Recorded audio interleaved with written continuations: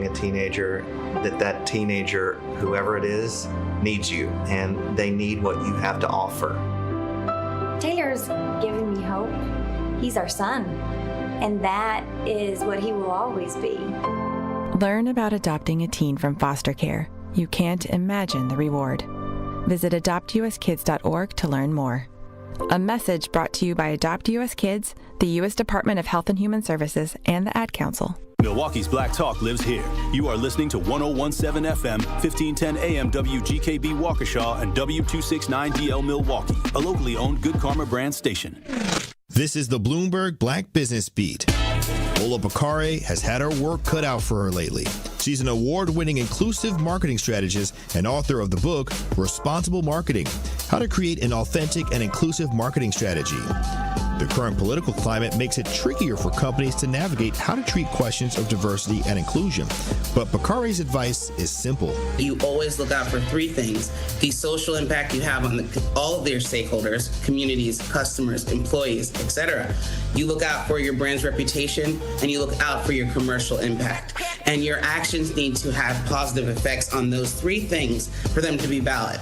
Right? So that is where telling a brand that they should pull back from anything related to DEI doesn't make sense on any of those three levers, especially the third when we think about commercial impact. Bakare speaking to Bloomberg. She's also founder of boutique consultancy firm B Co.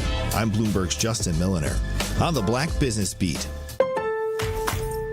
It's deck days at Lowe's, and the savings are stacked. Right now, pros get 15% off all in-stock composite decking from top brands like Trex, TimberTech, and Decorators. Plus, get a free DeWalt 20-volt max 5-amp-hour battery when you buy a select DeWalt tool. The deck's stacked in your favor with brands pros trust. Our best lineup is here at Lowe's. Valid through 4/22 while supplies last. Selection varies by location. Confidence is knowing you're ready to handle whatever comes your way. That's what it feels like to take on your workday with Cintas. They make sure your AEDs are up to date, your fire extinguishers are tested and inspected, your floor mats are cleaned and delivered, and your workwear looks good, feels good, and is freshly laundered with the Cintas Apparel Plus program. So are you ready to take on today? Visit Cintas.com. Oh, I'm ready! And get ready for the workday. The views and opinions expressed on this program do not necessarily reflect that of the staff and management of Good Karma Brands, but are the sole responsibility of the host and guests of this particular show.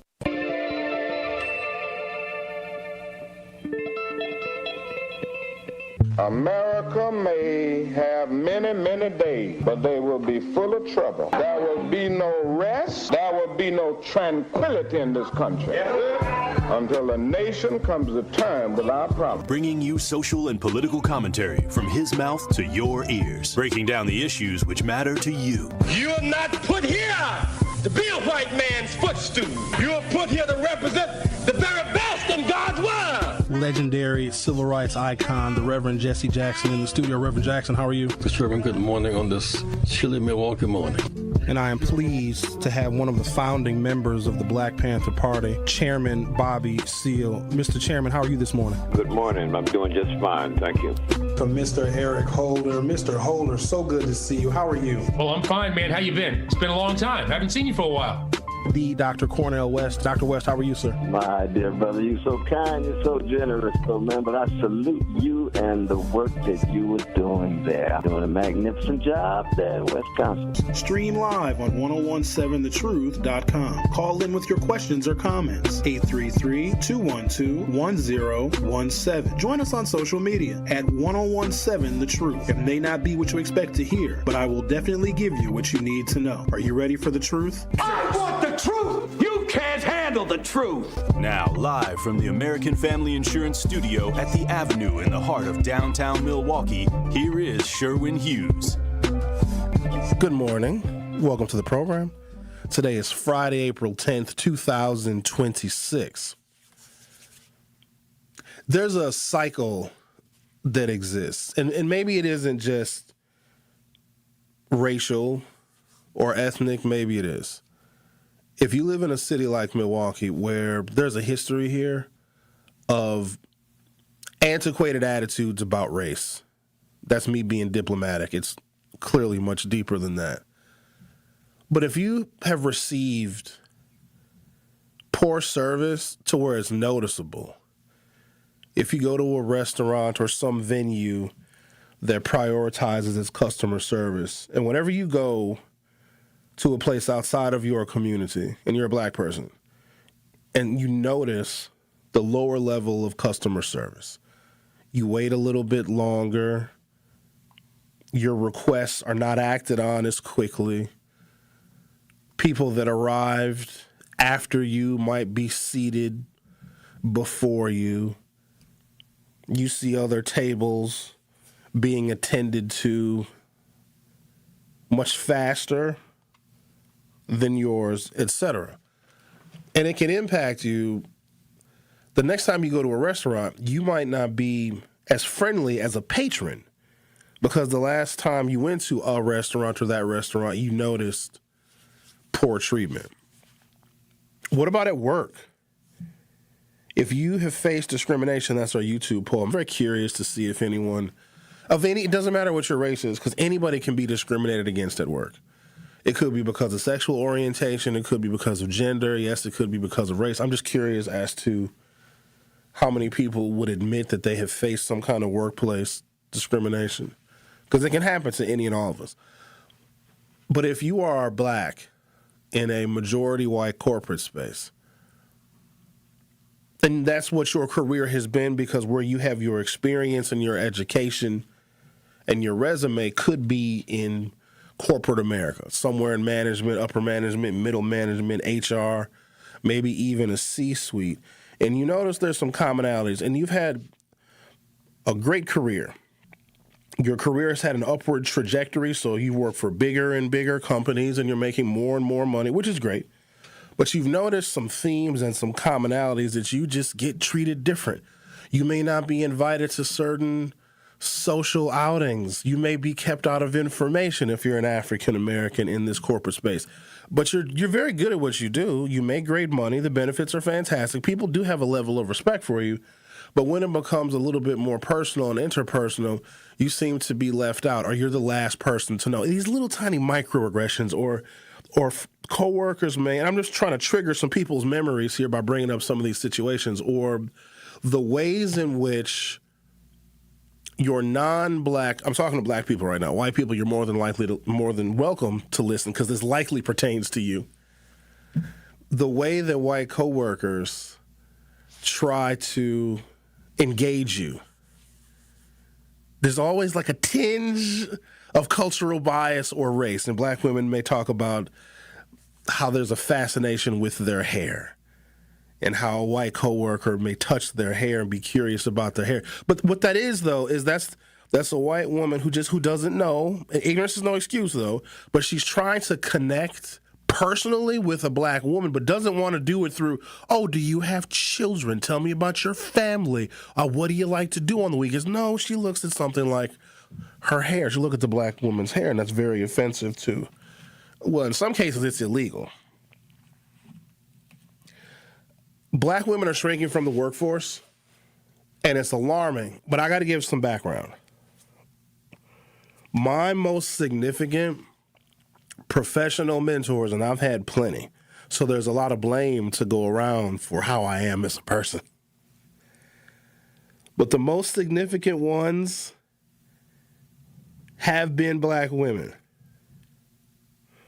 When I worked for Congressman Tom Barrett 25 years ago, our chief of staff was an African-American woman from Milwaukee named Sharon Robinson.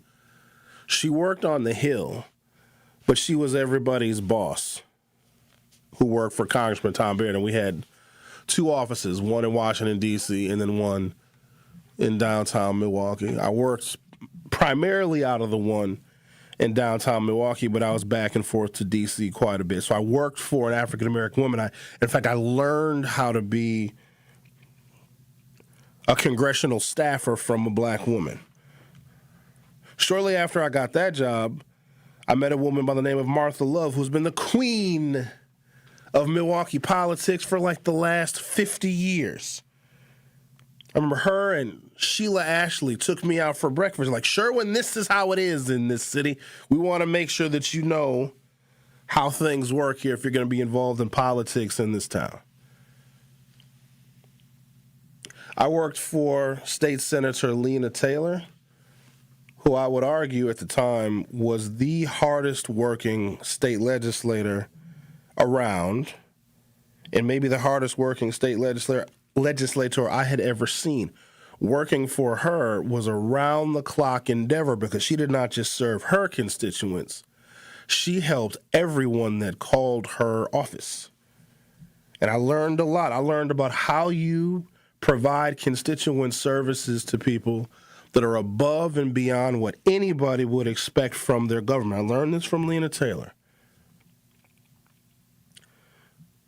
Many years ago, I had the absolute steadfast pleasure of not just meeting Annette Polly Williams, who was the longest-serving black legislator in Wisconsin history, and if I'm not mistaken, even though she passed away, she still holds that title. The pleasure of getting to know Polly was the highlight of a lifetime. In fact, at one point, Polly and I would do a show together on WNOV. In fact, Mondays, the last hour of my show, I would invite Polly to join me just so we could get her perspective as someone who was elected to the legislature, and I think she got elected in like 1980. But to give her perspective on things that are going on at the current time. She passed away in 2014. Eventually, I gave Polly the last hour of my show because I noticed something, that black women who are not just the backbones of our community, they lead our community, they outvote us, they are more employed than us, they've got higher levels of education than us, they take care of us, they mentor us. But we were essentially silent at the time of WNOV's rebuilding. So essentially WNOV 2.0 started in 2012. And my program was the flagship show for the next probably 6 years over there. And I wanted Polly to have a voice. So if I wanted black women to have a voice, and they didn't have one. And I didn't feel like I had to do it. I wanted it because it isn't fair just for the sentiments that make up the diversity of our community be coming from just men. Because men get it miserably wrong sometimes. So Polly had her own program. And when I didn't do my radio show, if I had to take a day off or if I was sick, I only wanted black women to fill in for me. Now, she knows the truth. I know the truth. She can refute it all she wants to, but I demanded that Michelle Bryant fill in for me when I was unable to do my radio shows. First time Michelle Bryant filled in for me was the first week of April 2016. She still is going strong at WNOV. She literally just celebrated 10 years. Tosha Davis also used to fill in for me over at WNOV. I started a political action committee in 2015, and I realized that there weren't many PACs raising money and supporting black candidates, let alone black women candidates. Very proud to say that we supported Lena Taylor in her re-election in 2016 when Mandela was trying to defeat her in the 4th Senate District. We raised a lot of money for Lena. Lena was an expensive candidate.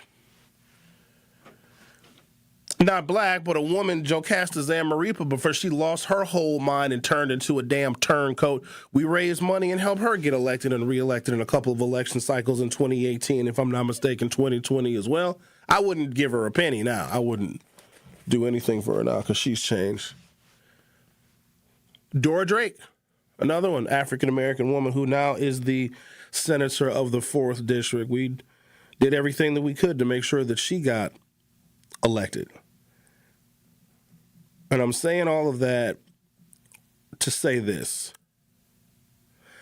African-American women have provided almost the soundtrack to my professional development. I have done my level best to pay it back in kind.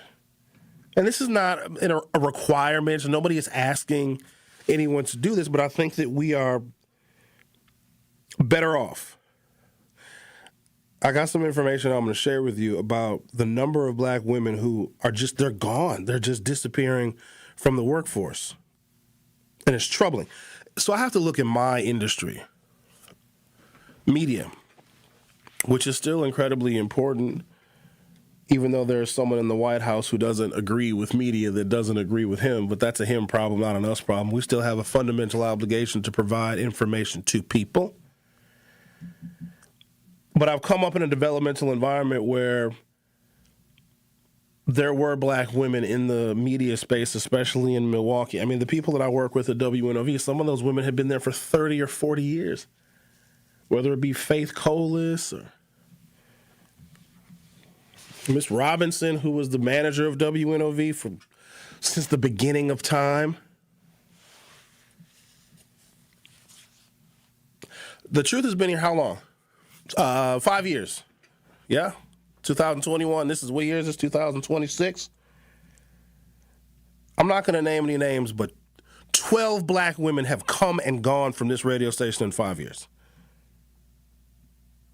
I don't necessarily know all of the reasons why. I just know that they aren't here. Yet me, Dr. Ken, Tori, Kyle, Zach, here from the beginning and essentially untouched.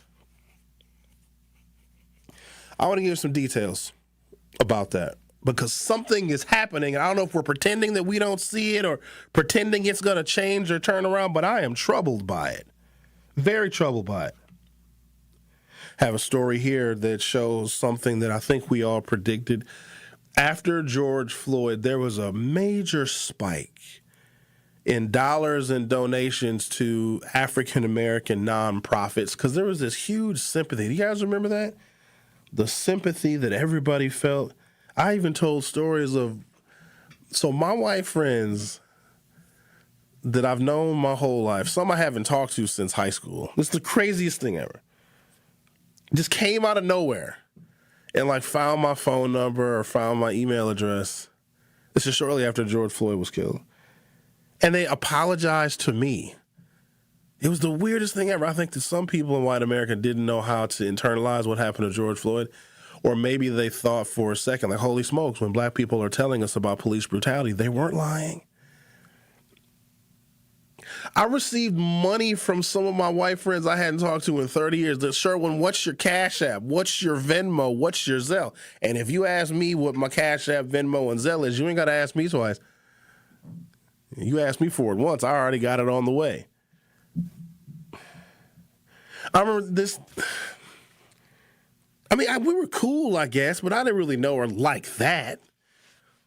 She sent me $200. Here you go, Sherwin. Here. Was that reparations? I mean, I went and bought a new lawnmower with it. Still got my lawnmower, so thanks, Kelly. But I knew that sympathy would come to an end, and it has. So for 2 years after the murder of George Floyd, there was a spike in donations to black nonprofits. Black content creators trended more. Black food vendors would have their own space on DoorDash and other food delivery apps like support black-owned businesses. Target got involved and they wanted to feature black products from black production companies on their shelves prominently. Amazon even had a section. These products are from black-owned companies and black-owned businesses. And all of that ended as predicted. But let this also be a glimpse of what reparations would be like. Oh, you may get some money, but the backlash that you get to follow will be worse than how things were before you got the money. Something is happening. I think I know what it is. So after Me Too, 2017, 2018, there was a backlash against women. Women were coming out of the woodwork and accusing all sorts of powerful men of sexual assault. And these men just were evaporated. Harvey Weinstein, Matt Lauer, the Charlie Rose. Can Can't even remember all of them. Major, very famous and political men. Al Franken was a U.S. senator from Minnesota, was seen in a photograph mocking, grabbing a military woman's boobs. She was sleeping. They're on a plane or on a helicopter or something. So somebody took a picture of him mocking, grabbing her breast. And he resigned from the Senate.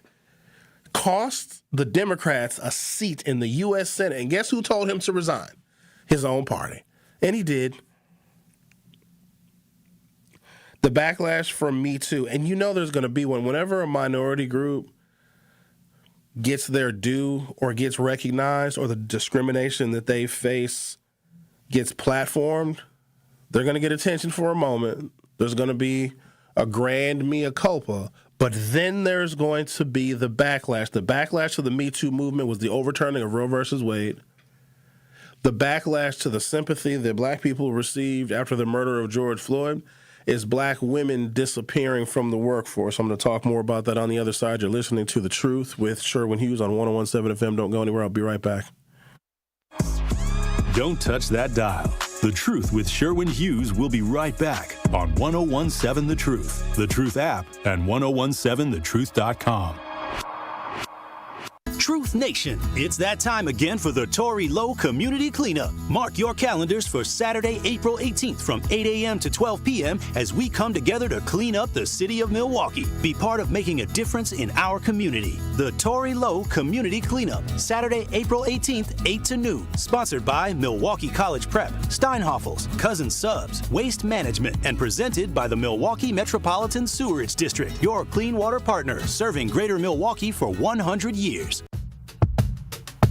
Hi, this is Sherwin Hughes from 101.7 The Truth, and I want to talk to you about something bigger than just buying a house. I'm talking about building a legacy. Owning a home isn't just about four walls and a roof. It's about giving your kids a place where memories are made, where birthdays are celebrated, and where they always belong. It's about planting roots, knowing your neighbors, waving from the porch, and being a part of a community that feels like family. If you've been renting and wondering if home ownership is even possible, Axe Housing is here to work with you. An Axe Housing coach will help you create a plan, a budget, and move step by step toward owning a place you can truly call your own. They've already helped over 4,000 families become homeowners, and many are paying less than they were paying for rent. Don't let where you are today stop your family's tomorrow. Start your journey at axehousing.org. That is ACTShousing.org. Your legacy begins at home.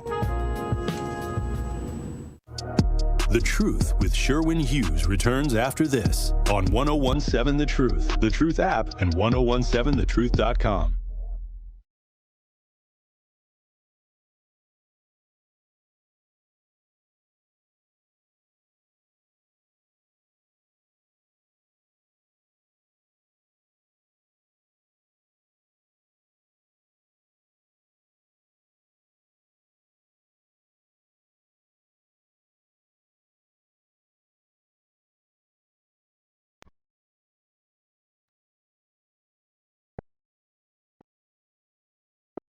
Oh, it seems to be very common. 81% of you say you have faced workplace discrimination.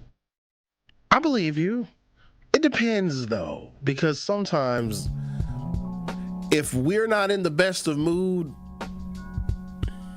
anything that somebody says to us that might be perceived as negative, we also can take that as discrimination, but it's sometimes hard to decipher. And it can also make some people really cold, too. If you've been discriminated against before, macro or micro aggressions, you're just less friendly. There's this thing that I noticed, and now I'm starting to think it's cultural when it comes to white folks, because it's all of them. Like, who raises them? So there's this thing in the black community where you recognize somebody's humanity. I ain't gotta like you, but when I see you, I say hello, I say good morning. That might be the only thing I say to you all day. But when I see you, I acknowledge you.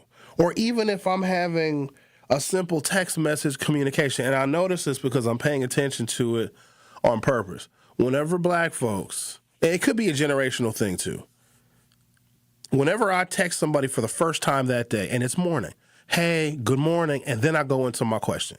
Hey, good morning, then I go into my comment or whatever the rest of the text message is. Hey, good afternoon. If it's the first time I'm talking to you that day, I acknowledge you by saying hello and good morning, good evening, good afternoon, whatever the case may be. They don't do that. And it's so rude. And I think they do it to one another.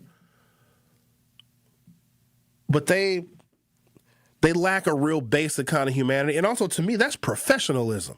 If you're going to email me something, you're going to share some information with me. If you're sending it out to a group, maybe that's a little bit different. But hey, Sherwin, I'm sending you an email tomorrow at 3 o'clock or tomorrow morning at 9 a.m. That email should start, good morning. They don't do that.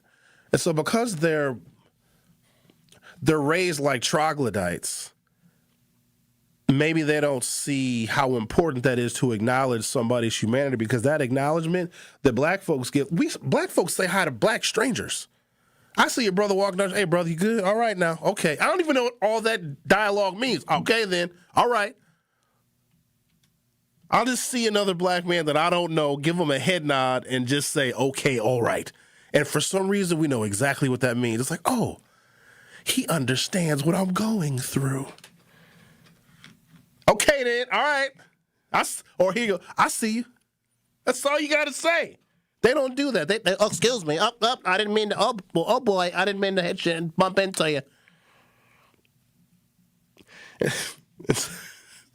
And so in the workplace, it can be perceived, because we already have a low expectation to them, but for some reason they keep like defying even the lowest expectations. And when we see little behaviors like that, we may take it as, oh, they didn't acknowledge me. This white coworker didn't say good morning. They didn't say hello. They must be racist. I mean, they probably are, but also I don't know if they are raised to acknowledge other human beings, because quite honestly, they don't have to. We do that amongst ourselves because we know that the day might be very, very rough through no fault of our own. And I wonder sometimes if the cultural differences that exist impact our students at MPS. We communicate differently. We share information as black people differently. Our styles are unique. And to them, they're a sensitive sort. Because I got to assign some causality as to why black women are disappearing from the workforce. There's no way that I would be here if I was not helped and molded and shaped by African-American women. I've worked for mostly black women. Worked for them. While some may have an issue with that, some have had problems working for black women, there's a human side to them when they're bosses and when they're managers that white men simply don't have. There's a way that I can talk to and approach a black woman about stuff that maybe it's related to work, maybe it isn't. But I see a mama in her, I see an auntie in her. She reminds me of my cousin. So we can take off the work hat sometimes and just talk to them as human beings, because once they take away their professional titles, they know what's really going on, because at the end of the day, they're getting treated poorly, and so am I, and by the exact same people. And that needs to exist in our workforce. Another reason why I've always encouraged black women and tried to do my level best, because it doesn't take anything away from me as a man. I want to explain that, because some people may think, well, oh, Sherwin, if you're helping, these other people, these black women, maybe it's your competition. No, it ain't. It's protection. The more black people in the workforce, the better protected black people can be, because we can get each other's backs. And there's a different way that African-American women interact in the workforce than black men, and I think that we need both of those represented. They're extremely protective, because when they can spot discrimination, especially if they've got a higher level position, they can have the authority and the ability to call it out better than anybody else. But I also understand the frustration, though, too. Because you got to put up with a lot. You got to put up with somebody else's ignorance of you and your culture. And whenever how do I explain this in a way that makes sense to all? Whenever they're made to feel uncomfortable, then all of a sudden they feel threatened. And that is a story that has echoed throughout history. If you make white people feel uncomfortable, then they get scared. And when they get scared, all of the mechanisms and all of the power and all of the force that they have can come raining down on you. And I say that figuratively and literally, because let the police show up and there's a black man and a white woman crying. I have seen pieces of legislation passed and named after white women and white children because a white woman went and testified in front of Congress and cried, and the bill passed universally. Yet we'll see a black woman lying on the ground, writhing in emotional pain because someone just killed her father, her son, her nephew, her husband, and we step over her. But if a white woman is slightly inconvenienced, let's change. Why don't we just change the laws? Because she's a little sad. A new report from Candid shows they're a nonprofit research group and a black philanthropy group. According to their findings, black-led nonprofits did see funding increases but were temporary and ended 2 years after George Floyd's death. The murder of George Floyd in 2020 sent shockwaves around the globe, prompting governments and companies alike to support black-led movements, art, and education. But 6 years after George Floyd's killing, new research shows the funding boosts promised to black organizations fell short. Take a break, come back, continue our chit-chat. You're listening to The Truth with Sherwin Hughes on 101.7 FM. Don't go anywhere. I'll be right back. Don't touch that dial. The Truth with Sherwin Hughes will be right back on 101.7 The Truth, The Truth app, and 1017thetruth.com. At Grunberg Law Offices, we take great pride in helping those who have trusted us after a serious accident. Our team has the knowledge, resources, and experience to get you the results you deserve. Don't wait to get the help you need. Make the right call. Call Gruber Law Offices today. Proud partner of your Milwaukee Bucks. One call, that's all. Join me every Friday at 11 a.m. for the Milwaukee Experience with Sherwin Hughes, presented by Visit Milwaukee. We're a city that knows how to celebrate, where the calendar is packed with festivals, the plates are piled high with flavor, and a lakefront sunrise sets the stage. Here in Milwaukee, every street leads to something worth savoring, a place that welcomes you with open arms and where joy is shared in bites, beats, and cheers. The Milwaukee Experience every Friday at 11 a.m. exclusively on The Truth with Sherwin Hughes, presented by Visit Milwaukee.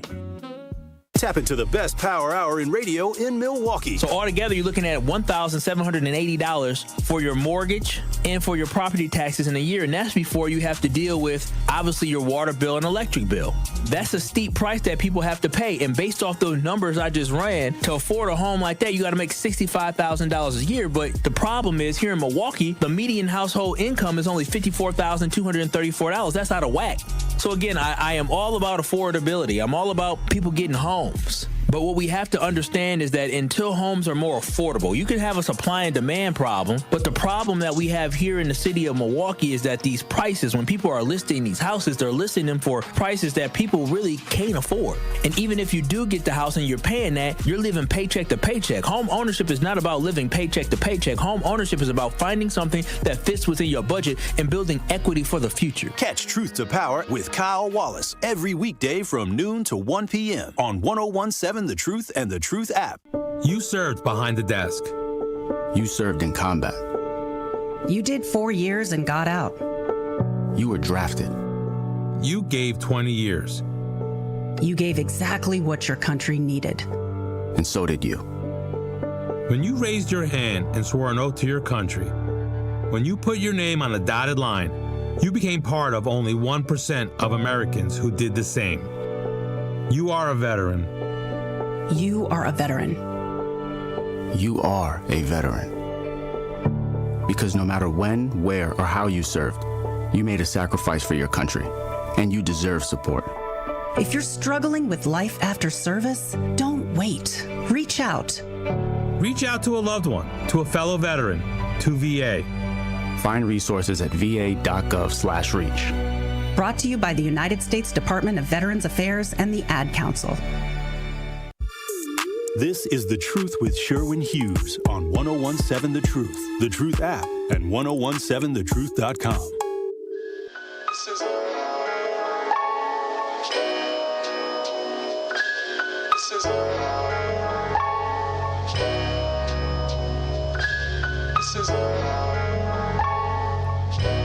The new report is from Candid.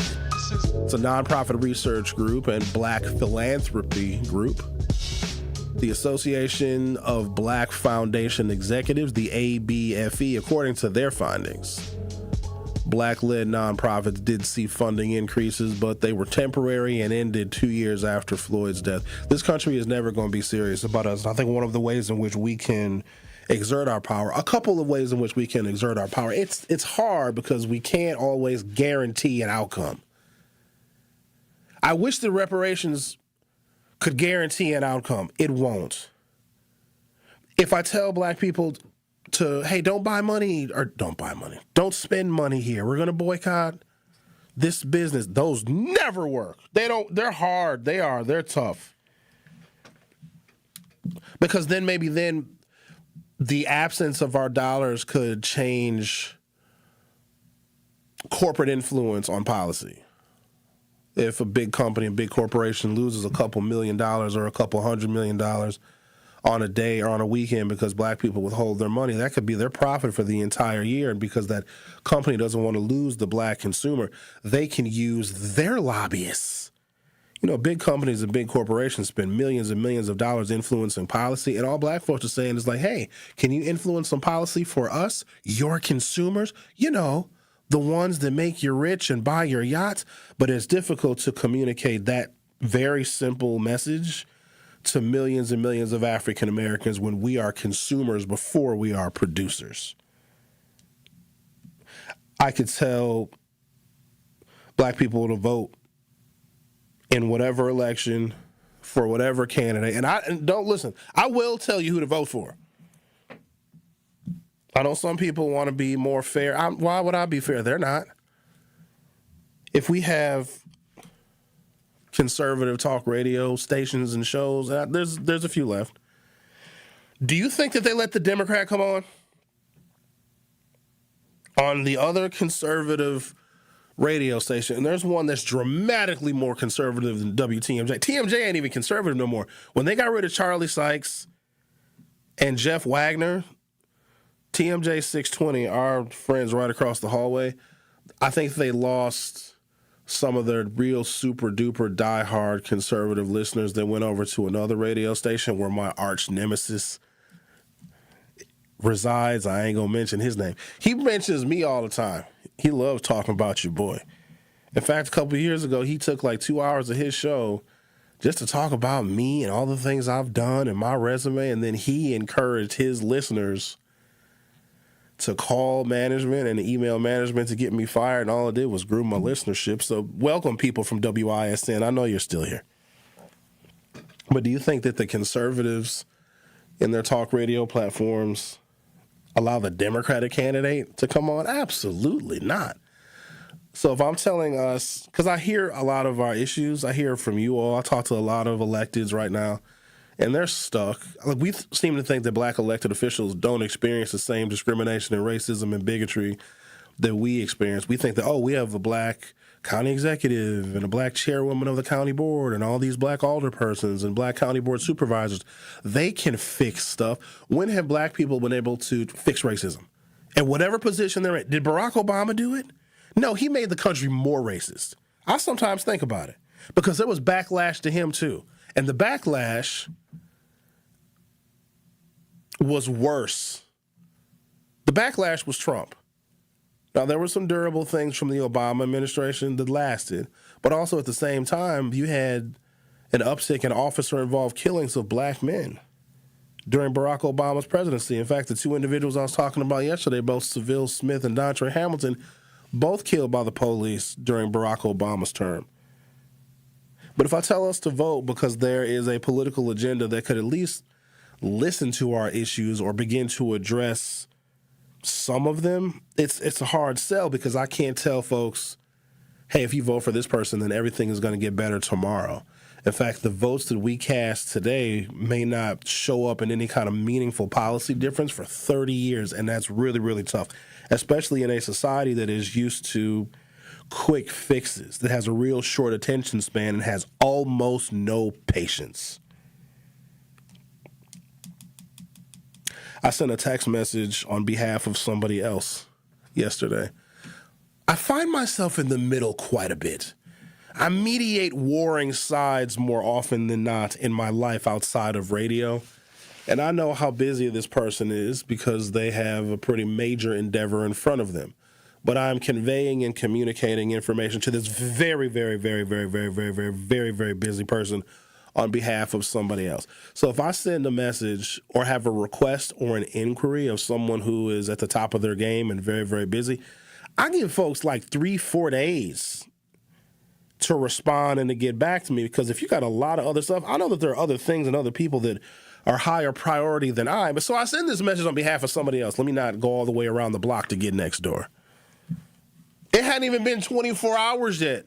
And then the person that I sent the message on behalf of was like, Sherwin, did you hear from them yet? What did they say? What did they say? What did they say? What did they say?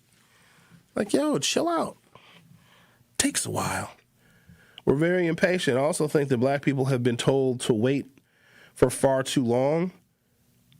But that's the one thing about the social change that we need. If you look at the civil rights movement, I think we just look at the Dr. King part. It took 20 years. 20 years. When it started before that, but the most measurable part of the civil rights movement that turned into meaningful, tangible, enforceable federal policy for black people, whether it be housing, jobs, voting, civil rights. When black GIs came back from World War II, a war that we won, and were beaten and killed in their uniforms. Remember, black GIs helped win the war, but it didn't matter when they came back home to North Carolina, South Carolina, Louisiana, Mississippi, Arkansas, Kentucky, and Tennessee. It did not matter that they were war heroes. And so then the civil rights movement kind of kicked into high gear. And then some people weren't really paying attention until Rosa Parks. And that was, 1955? 57?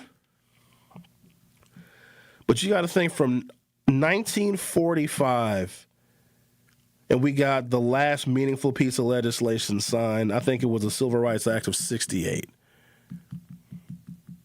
Something was signed. It was 64, was the Civil Rights Act. There was a Voting Rights Bill in 65, something in 68. But that's 23 years. We don't have 23, like right now, we think that it shouldn't take 23 years for meaningful change. It still does, because the political system in America moves very, very slowly. But that's why it's so hard to get any meaningful progress, because there isn't patience. If you're a parent now, if you're a grandparent now, raising your children and your grandchildren to continue to fight is what you should be discussing with them as children. So whatever it is that we started, maybe if we're lucky, they will benefit from it. Maybe. But it takes a really, really long time, and that's so hard to convey in a society that thinks that, oh, we need to fix this stuff right away. But also know America is this really crazy elastic band. It will appear that you are making progress in this regard, but they also will threaten that progress or make something else worse. I wonder if we didn't get 2 terms of Barack Obama, would Trump have ever surfaced as a presidential candidate, or would he just be relegated as a buffoon? He questioned Barack Obama's birth certificate, and it worked, and Barack Obama played along. If there's a regret that Barack Obama has, and I really hope I get to interview him one day, I really would love to, because I want to ask him about this one thing. So Donald Trump essentially comes out of nowhere. He's got his reality TV show. I mean, we know who Trump is. We've always known who he is. He just was basically the village idiot reality TV show person who we didn't take him seriously politically. But he broke a mold. Now you have all sorts of people thinking they can run and be president. But he wanted to make himself relevant to a new crop of people that he knew that he could manipulate. Still about 30% of them that support Donald Trump to this day, and Trump knows those people. He asked the question, is Barack Obama a citizen? Show us your birth certificate, Barack Obama. Barack Obama is the president of the United States. In fact, Barack Obama could have turned the whole Department of Justice against Donald Trump and could have sued him for a whole bunch of stuff. But no, Obama didn't do that. What Obama did do is he actually brought his birth certificate to a press conference, which immediately legitimized Donald Trump. I'll never forget it. The tan suit was bad enough, Barack. But before that press conference started, Barack Obama reaches into the inside pocket of his suit coat and pulls out his birth certificate. Here it is. Listen, I'm a citizen. This is my birth certificate. Donald Trump then realized that by his clamoring about Barack Obama's citizenship and questioning it, he could make the president of the United States act. We all knew that Obama was a citizen. You can't even get remotely close to running for president if you were not a born U.S. citizen. And you can't even be a naturalized citizen. So if you were born somewhere else and you get your citizenship, you're disqualified from being president. A bunch of people wanted Arnold Schwarzenegger to run for president when he was governor of California. I can't run for president. I was not born here. Good. Because I don't want a president to talk like him, even though we have a president now that talks even worse. Nonprofit organizations in general have long reported financial struggles. Most recently, an annual review released by the independent sector found 81% of organizations struggled to raise enough money to cover all of their expenses. Additionally, 36% of organizations ended their fiscal years in a deficit. For Black-led nonprofits, financial struggles hit even deeper after President Donald Trump signed a series of executive orders banning diversity, equity, and inclusion at the federal level last year. As Black Voters Matter co-founder Cliff Albright explained to the Associated Press, Black organizations continue to be hit by anti-DEI initiatives while trying to meet the demands of their communities. We'll take a break, come back, continue our chit-chat. Make sure you go to youtube.com or open up your YouTube app from your smartphone or other mobile device. Search 1017 The Truth and hit subscribe. And you can participate in our YouTube poll. Have you ever faced workplace discrimination? 82% of the respondents say yes, they have. The Truth with Sherwin Hughes will be right back. You are listening to The Truth with Sherwin Hughes on 1017 The Truth app, and 1017thetruth.com. Milwaukee Black Talk. You don't want to be there. You don't like the work. You don't like the people. Now, there are some differences. The only difference is modern American slavery and capitalism versus 19th century. We were dramatically more primitive back then. And a slave that is able to buy their freedom is the same as the disaffected, disgruntled worker that is able to buy their way into entrepreneurship because that for them is freedom. Listen to The Truth with Sherwin Hughes, weekdays from 9 a.m. to 12 p.m.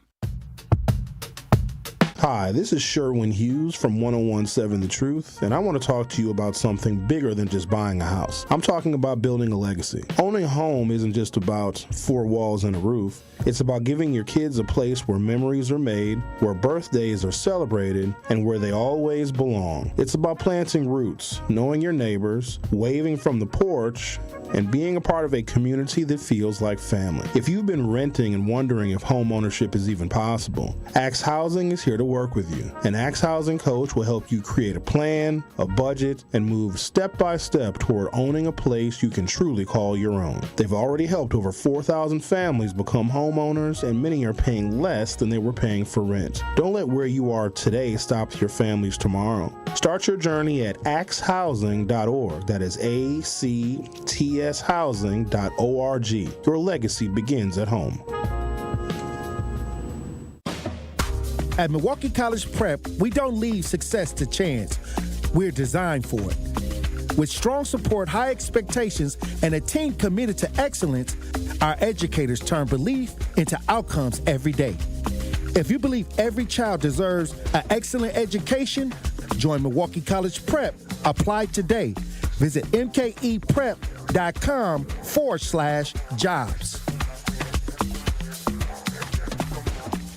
Life's better with American Family Insurance because we know you love working weekends. If it means working on your dream home, both inside and out.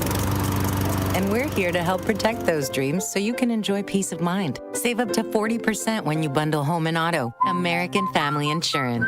Get a quote and find an agent at amfam.com. Products, pricing, and availability vary based on the way you purchase insurance and by state. Some exclusions apply. American Family Mutual Insurance Company, SI, and its operating companies, 6000 American Parkway, Madison, Wisconsin. Natural gas is a clean, reliable, and convenient source of energy delivered directly to you through underground pipelines. The pipeline system has an excellent safety record, but there are clues that can help you identify a potential hazard. If you smell the strong odor of rotten eggs, hear an unusual hissing sound, or see blowing dirt or debris, it could be a natural gas leak. Leave the area immediately and call We Energies at 800-261-5325. We Energies. People you can trust. Energy you can depend on.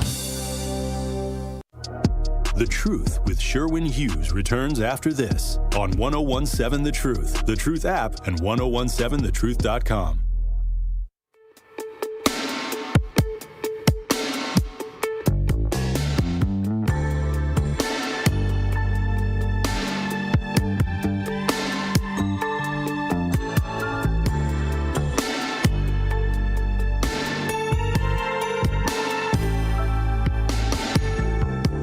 For Black-led nonprofits, financial struggles hit deeper after Donald Trump signed a series of executive orders banning diversity, equity, and inclusion at the federal level last year.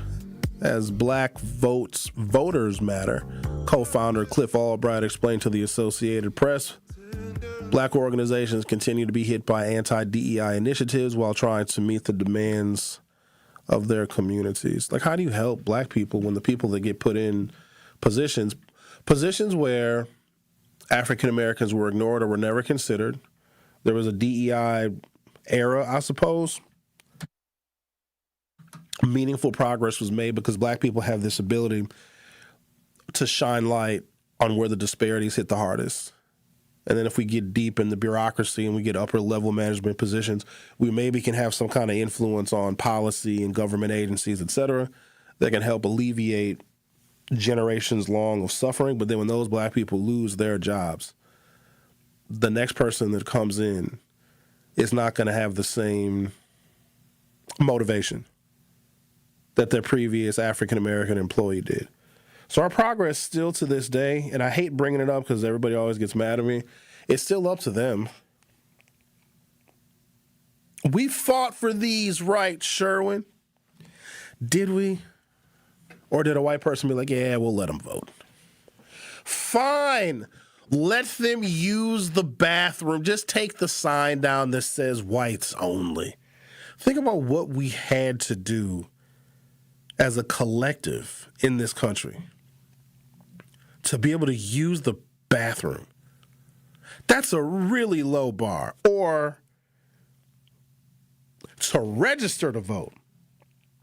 Not even cast the ballot, but get yourself in a position where your information exists in the clerk's office to where if there's an election, you have the option to vote. They wouldn't even let us register. An incredibly low bar. And we had to fight. We had to die to do basic stuff. And I think that is what is missed when history is taught. Black people weren't even asking for big stuff. Because if that's the case, and I think Obama felt some of that as well, because now when I think about it, he had the wind at his back. There was a period of time, that first 2 years, from 09 to 2011, where Barack Obama could ask for anything. He'd have got it. He could have asked for Medicare for all. He'd have got it. And we'd still have it. It might look a little different, but it would have been around for at least a decade. He should have went for all of it, but he didn't. He was tempered in his requests. We do that as Black folks. We don't ask for all of it. The civil rights movement was, hey, can we just sit down at a restaurant, use the bathroom, and register and occasionally vote? Like, that's all we're asking for. We weren't asking for $1 trillion in reparations, new houses, new cars. We weren't asking for land. We were going to get to that. But first, let's get some real basic humanities. And the number of people, this is what's so staggering. And I understand why they want to pull books out of libraries and they want to, infect the curriculum. They really want to indoctrinate people into not knowing what American history actually is. Because what black people were asking for is unreasonable. Or the white folks thought it was unreasonable. It's them that was unreasonable.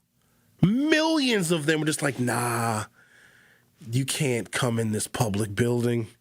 No, you have to use the coloreds only bathroom. You ever think about this for a second? What if the building didn't have a bathroom for colored people? What if it didn't have one? Because guess what? Every building didn't have one. Could you imagine having to go home if you had to use the bathroom? Like, we don't even think about that kind of stuff. But the number of white people in this country that thought that that was okay, not temporarily, they thought that that was okay forever. That they could just exclude us from American society, not for a specified period of time, because there was no expiration date on Jim Crow. It was forever. Now, if black people weren't paying any taxes, then that's different. Then maybe you can say we have less rights.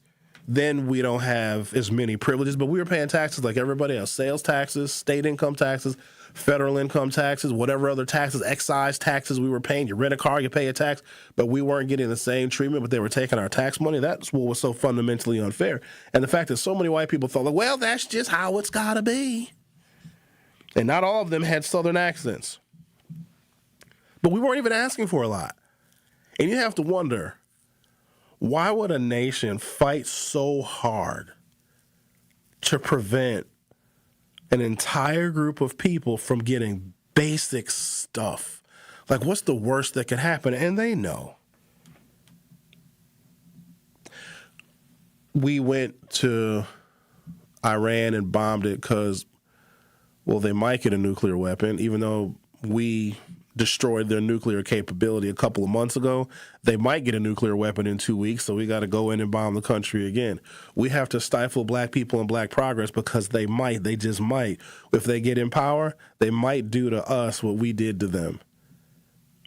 There's this fear that permeates white supremacy that if we give an inch, if we give them a little bit of progress, they will do to white people when white people become a minority, what white people have done to black people when they were in the minority for generations in this country.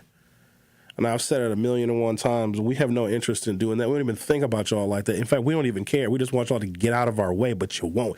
You're always inserting yourselves. You're always injecting yourselves. You're always calling the police. You're always stopping black people from having fun. You're always touching black women's hair. You're always intimidated by black people, the way we talk, the way we communicate, the way we walk, the way we wear our goddamn pants. Leave us alone. The Truth with Sherwin Hughes will be right back. Don't touch that dial.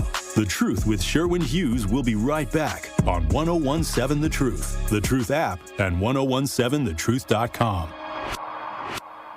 The pulse of the Milwaukee Bucks, straight from a Bucks legend. Can't get it off. Marcus Johnson will, though. Can't leave him alone for a 12. Tap into Here District with Marcus Johnson on Bucks Plus. Marcus and his son Chris offer a weekly beat on Bucks basketball. Get your questions answered and hear from the biggest names in basketball. Find Here District with Marcus Johnson at bucks.com/plus on the Bucks app or wherever you get your podcasts.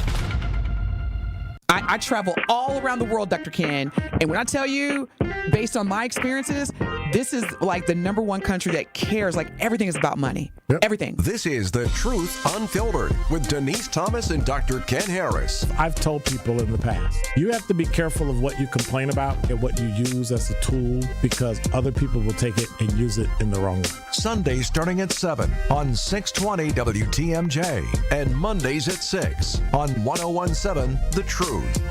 People don't realize that glaucoma is one of the leading causes of blindness. Because there are often no early symptoms, nearly half of those with glaucoma may not even know they have it until vision loss has occurred. I was diagnosed with normal tension glaucoma in July of 2020.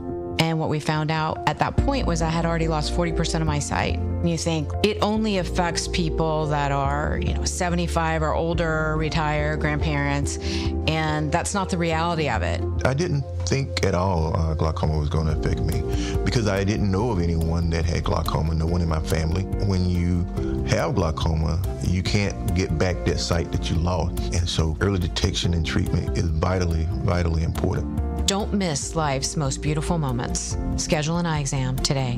National Glaucoma Research, a Bright Focus Foundation program, offers free resources and tips for healthy vision. Learn how to protect your sight at stopglaucoma.org. I take care of the kids, and I take care of my dad. I take care of things at work.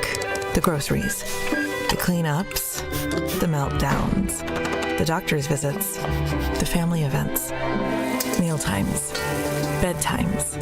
I take care of all the things everyone else needs. But I haven't made time to take care of what I need. Family caregivers are often overloaded. It can feel overwhelming and exhausting. It's no surprise that millions of caregivers experience symptoms of anxiety and depression every year. But help is available because there may only be one you, but you don't have to do it alone. Head to mentalhealthcareworks.org. That's mentalhealthcareworks.org to learn how to get the support you deserve, because mental health care works when you make the call. If you're experiencing a mental health crisis or thoughts of suicide, dial 988, a message from the American Psychiatric Association Foundation. Breaking news, weather, entertainment, and sports. We have it all here. This is 101.7 FM, 1510 AM WGKB Waukesha and W269DL Milwaukee, a locally owned Good Karma brand station. This is The Truth with Sherwin Hughes on 101.7 The Truth, The Truth app, and 1017thetruth.com.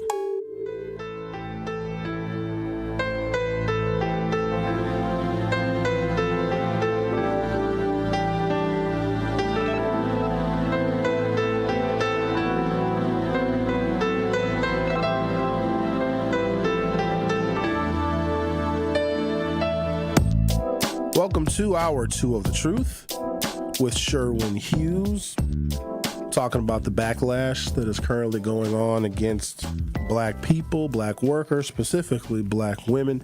This really is the next civil rights movement, whether we care to characterize it as that or not. That's precisely what it is. And I think that the young people are being affected. And, I talked about the takeovers from a bunch of different angles. And a lot of it is because young people are witnessing the same world that we are. And they hear us when we complain about how ridiculous and egregious and unfair certain things are. There's parts of this world that we thought we did away with in the 1960s, and you're seeing that this stuff is coming back. It's why I oftentimes read the housing covenants. It is why I do neighborhood comparisons, because we know where the disparities are. They're getting worse, and we're just sitting here idle. No, I don't think we're sitting here idle. I think that we think that we don't have to be focused on civil rights issues of the past, but they continue to resurface. Now I know. I get it now. Now it makes sense when they said those that don't know history are bound to repeat it. We're repeating it. And so the young people who are not yet adults and don't have adult levels of responsibility, because once you get to adulthood, you're stuck in the system that exists. Real hard to fight the system once you're in it, once you're a part of it. And we have not been able to fundamentally change the system like maybe we thought, or maybe like older generations had promised. And we are opening the door and also maintaining these institutions that still devour black people. They eat us alive.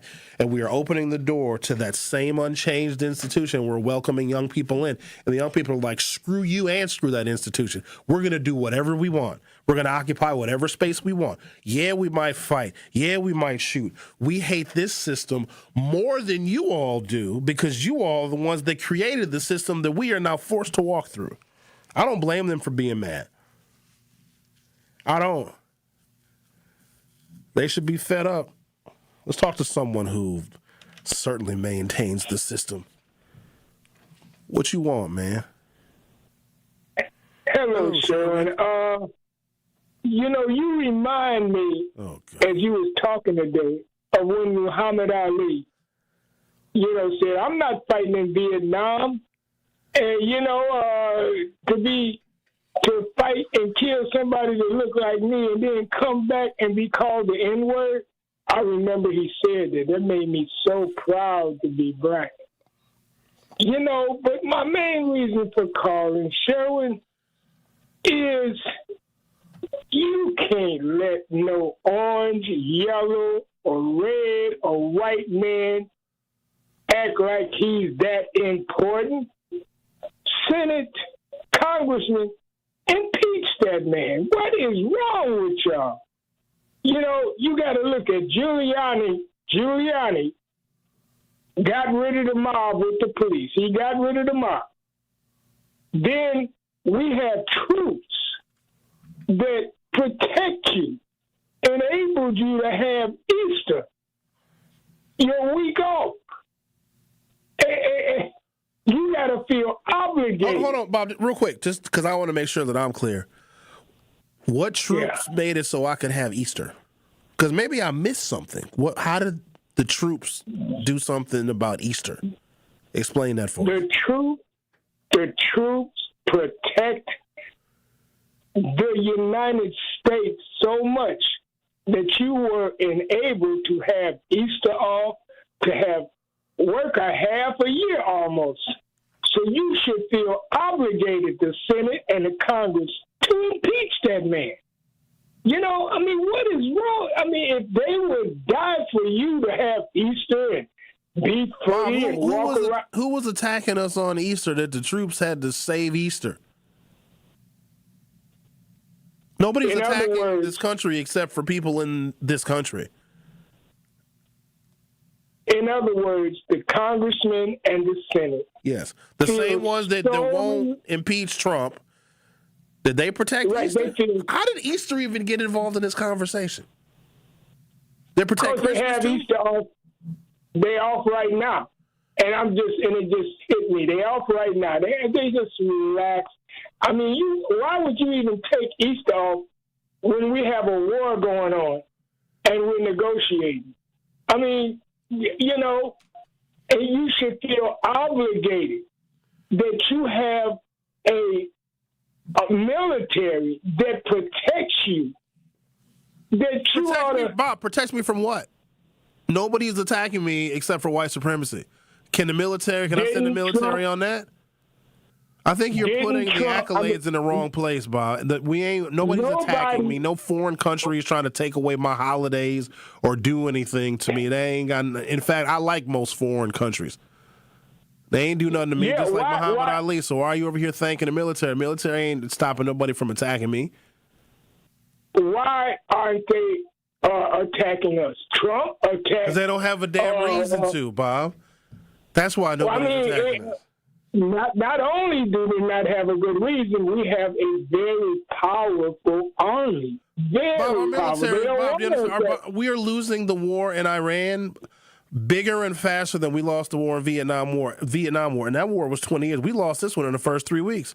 They have destroyed every American military installation in the Middle East. The reason why we're having planes shot down is because we ran out of those defensive missiles, and now we have to get closer if we want to bomb their targets. We ran out of missiles, Bob. Our military is not that great. We are getting defeated by Iran. And Iran is still using their cheap munitions. They're not even using the expensive stuff. So please don't put the military on some kind of great pedestal because we're getting whooped. In fact, we haven't won a war in 80... Bob, listen to me. We haven't won a war in 80 years. How great is our military? The last time we won a war was 1945.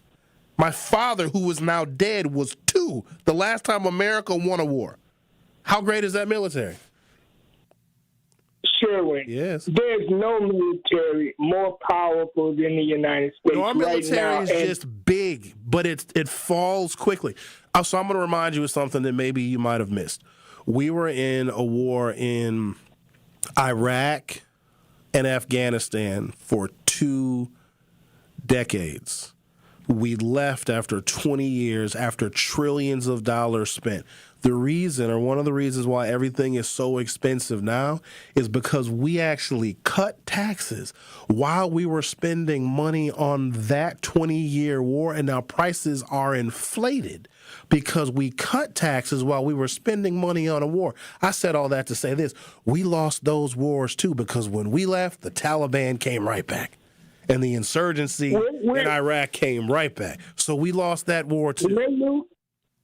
We're losing this war because we have a man in charge that is dumb and cruel. Fair enough. But Bob, we lost the last war that we were in, too, when we had smart presidents. Smart ones. We lost. Oh, okay. Sherwin. Yes. We got planes that were out just tear you up. Now, negotiation and they're getting is shot down by Iran. Yeah, a few of them, one of them or two of them. I mean, now negotiation. One of our aircraft carriers got so damaged it had to flee from the Persian Gulf and go around the coast of India to get repaired. They were fleeing. We're running. The USS Gerald Ford, go look it up. It got hit and it got damaged so bad that it had to leave the area. Sure. Anything else you want to say, Bob? Because you're not making any sense. I think that you have like a deep sense of patriotism, and you were like told that, oh, America's got the greatest military. Yeah, great militaries usually don't have to use them. And when if some country has great militaries, they don't lose wars. We're on a real bad losing streak. And we just left the Middle East, and now we're right back. Yeah, I see. This is what I mean about checkmate. Yeah, did you see? I got something. Bob, we're not even playing the same board game right now, Jack. You know his wife. Did you see his wife on TV the other day? Yesterday. Yeah, I seen that hoe. His wife. Out of nowhere, I did not know Jeffrey Epstein. They published all the photographs, all the emails to Ghislaine Maxwell. She did that because something is about to come out, and her staff told her that she needed to give an address to the country because something about to drop. So she's trying to separate herself. Think about Melania for a second. This is the only first lady in American history where you can Google her naked photos. You can Google her you naked. She was naked. Oh, you heard she was naked. Naked. I've seen as much as Melania Trump as Donald Trump has. Oh, only other woman I've seen naked, I mean, that's only two because I don't watch Playboy magazine, and then was Erykah Badu. I seen her backside. Oh, man. Wait. Hold on. Stop. You saw who now? Who? Erykah Badu. She was on TV, and I seen that backside. She posed naked one time on TV, That's the only other woman I know that posed naked on. I didn't know you knew about Melania posed naked. That was pretty back then. I think she. And I'm gonna get off the phone on this. Yeah, you should. I really think she was Epstein's woman and gave her to Trump because they said that that Epstein introduced her, and now all of a sudden she said yesterday she didn't. But they were saying before Epstein introduced her to Trump. Oh yeah, Epstein. Yeah, he hit it first. Definitely, he hit first. Of course. That's no big deal. Yeah, Melania was that's the prototype. A foreign woman, wanting a rich American man. I'm assuming she was younger. She's probably in her 20s, maybe her late teens. But who knows what she was up to before that. Yeah, Jeffrey Epstein found her. Probably trafficked her a little bit. Definitely hit. And then introduced Melania to Trump. That's not all that big of a deal. I'm not shocked by that. But here's the thing about her.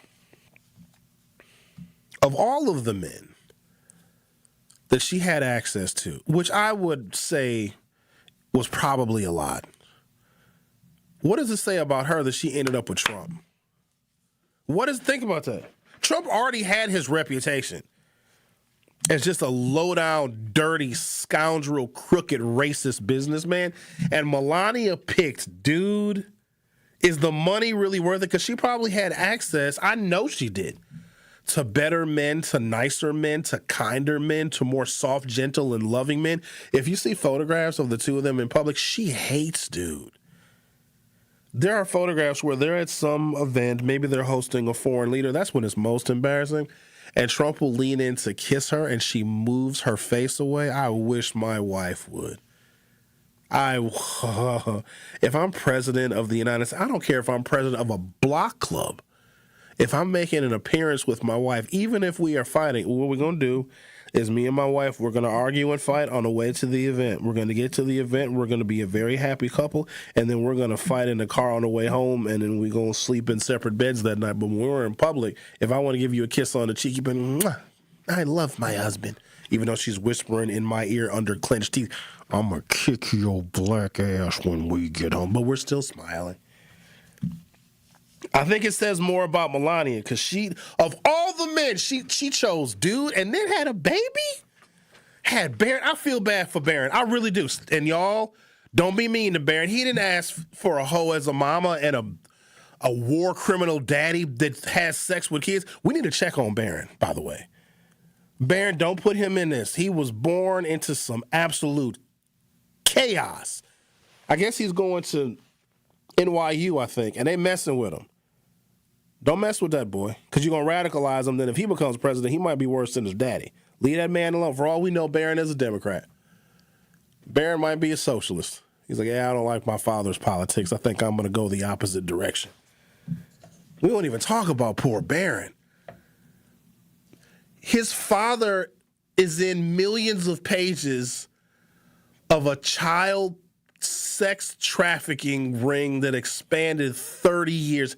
His father's name is mentioned so many times that they redacted the word don't because Donald Trump can be shortened to Don T, and the contraction for do not resembles Don T, and the word don't doesn't even appear in the Epstein files because Trump's name is redacted so much they redacted any sort of form, even a shortened form of Donald Trump's name. Barron has got to be like, dude, Pops, come on, man. Like, what do you... Poor Barron. I bet Barron listens to hip-hop and has sex with black girls. Why wouldn't he? That's how you rebel against your parents, right? I heard he's gay. Oh, that'd be perfect. Oh, that'd be so good. Gay, but then he's too big to be a twink. But like he needs a black boyfriend. If Barron had a gigantic, just like offensive lineman, like a bear. You know what kind of gay a bear is? Big, burly, big belly, big hairy chest. A big bear. I think his boyfriend is Hispanic. Oh, that'd be perfect. Yeah, I know, right? Well, Trump would just have his boyfriend deported. But, Dad, I love him. I'm going to go be with him in Honduras. No, you're not. You're not going to go down there to be with Miguel. Let me take a break before I get too racist. I'm on one today. Yeah. I'm just frustrated, you know what I mean? Yeah, I feel you. I'm on one with you. All right, let's be on one together. Eric Shake James is going to join us at 11 o'clock. He's the owner of Clicks, friend of mine. Actually, he and I have a mutual friend. DMC from Run DMC is me and Shake's mutual friends. He's going to be here to talk about a Milwaukee-designed Adidas shoe that he helped curate and create. We're going to talk to him for the Milwaukee experience today. You're listening to The Truth with Sherwin Hughes. Don't go anywhere. I'll be right back. You are listening to The Truth with Sherwin Hughes on 1017 The Truth, The Truth app, and 1017thetruth.com. Truth Nation, it's that time of year again for the Tory Lowe Community Cleanup. Mark your calendars for Saturday, April 18th from 8 a.m. to 12 p.m. as we'll be cleaning up the city on the walk. You can also safely get rid of hazardous household items thanks to MMST. Drop off your items from 8 a.m. to 2 p.m. at MLK Elementary School. We're talking things like all antifreeze, paint thinners, batteries, and pesticides. Sign up now at ToryLoweCleanup.com. The Tory Lowe Community Cleanup is sponsored by Milwaukee College Prep, Steinhoffels, Cousin Sub, and Waste Management. Hi, this is Sherwin Hughes from 1017 The Truth, and I want to talk to you about something bigger than just buying a house. I'm talking about building a legacy. Owning a home isn't just about four walls and a roof. It's about giving your kids a place where memories are made, where birthdays are celebrated, and where they always belong. It's about planting roots, knowing your neighbors, waving from the porch, and being a part of a community that feels like family. If you've been renting and wondering if home ownership is even possible, Axe Housing is here to work with you. An Axe Housing coach will help you create a plan, a budget, and move step by step toward owning a place you can truly call your own. They've already helped over 4,000 families become homeowners, and many are paying less than they were paying for rent. Don't let where you are today stop your families tomorrow. Start your journey at axehousing.org. That is ACTShousing.org. Your legacy begins at home. Hi, I'm attorney David Gruber. After an accident, you need a trusted winning team on your side. For more than 30 years, Gruber Law Offices has helped Wisconsin families get the results they deserve. If you've been injured, call our firm today for a free consultation. We're available 24/7. Wisconsin's own Gruber Law Offices, proud partner of your Milwaukee Brewers. One call, that's all. Life's better with Drive My Way from American Family Insurance, because we know it's more than just a car. It's your escape pod, your adventure mobile, your memory maker. And we help protect the dreams that drive you. Personalize what you pay for auto insurance and you could save between 10 and 35%. American Family Insurance. Get a quote and find an agent at amfam.com. Products pricing and availability vary based on the way you purchase insurance and by state. Unsafe driving behaviors may increase your rate. American Family Mutual Insurance Company, SI, and its operating companies, 6000 American Parkway, Madison, Wisconsin. Our children deserve a real chance to make it in life, and a good education is a passport to opportunity. At City Ford Collective, we're working to make sure there's a great Milwaukee school for every Milwaukee family, because more good options lead to better outcomes. And who doesn't want that? Together, we can give every child the foundation they need to thrive, and a stronger future for kids means a stronger future for Milwaukee. To learn more about our mission, visit us at cityfordcollective.org. That's cityfordcollective.org. The Truth with Sherwin Hughes returns after this on 1017 The Truth, The Truth app, and 1017thetruth.com.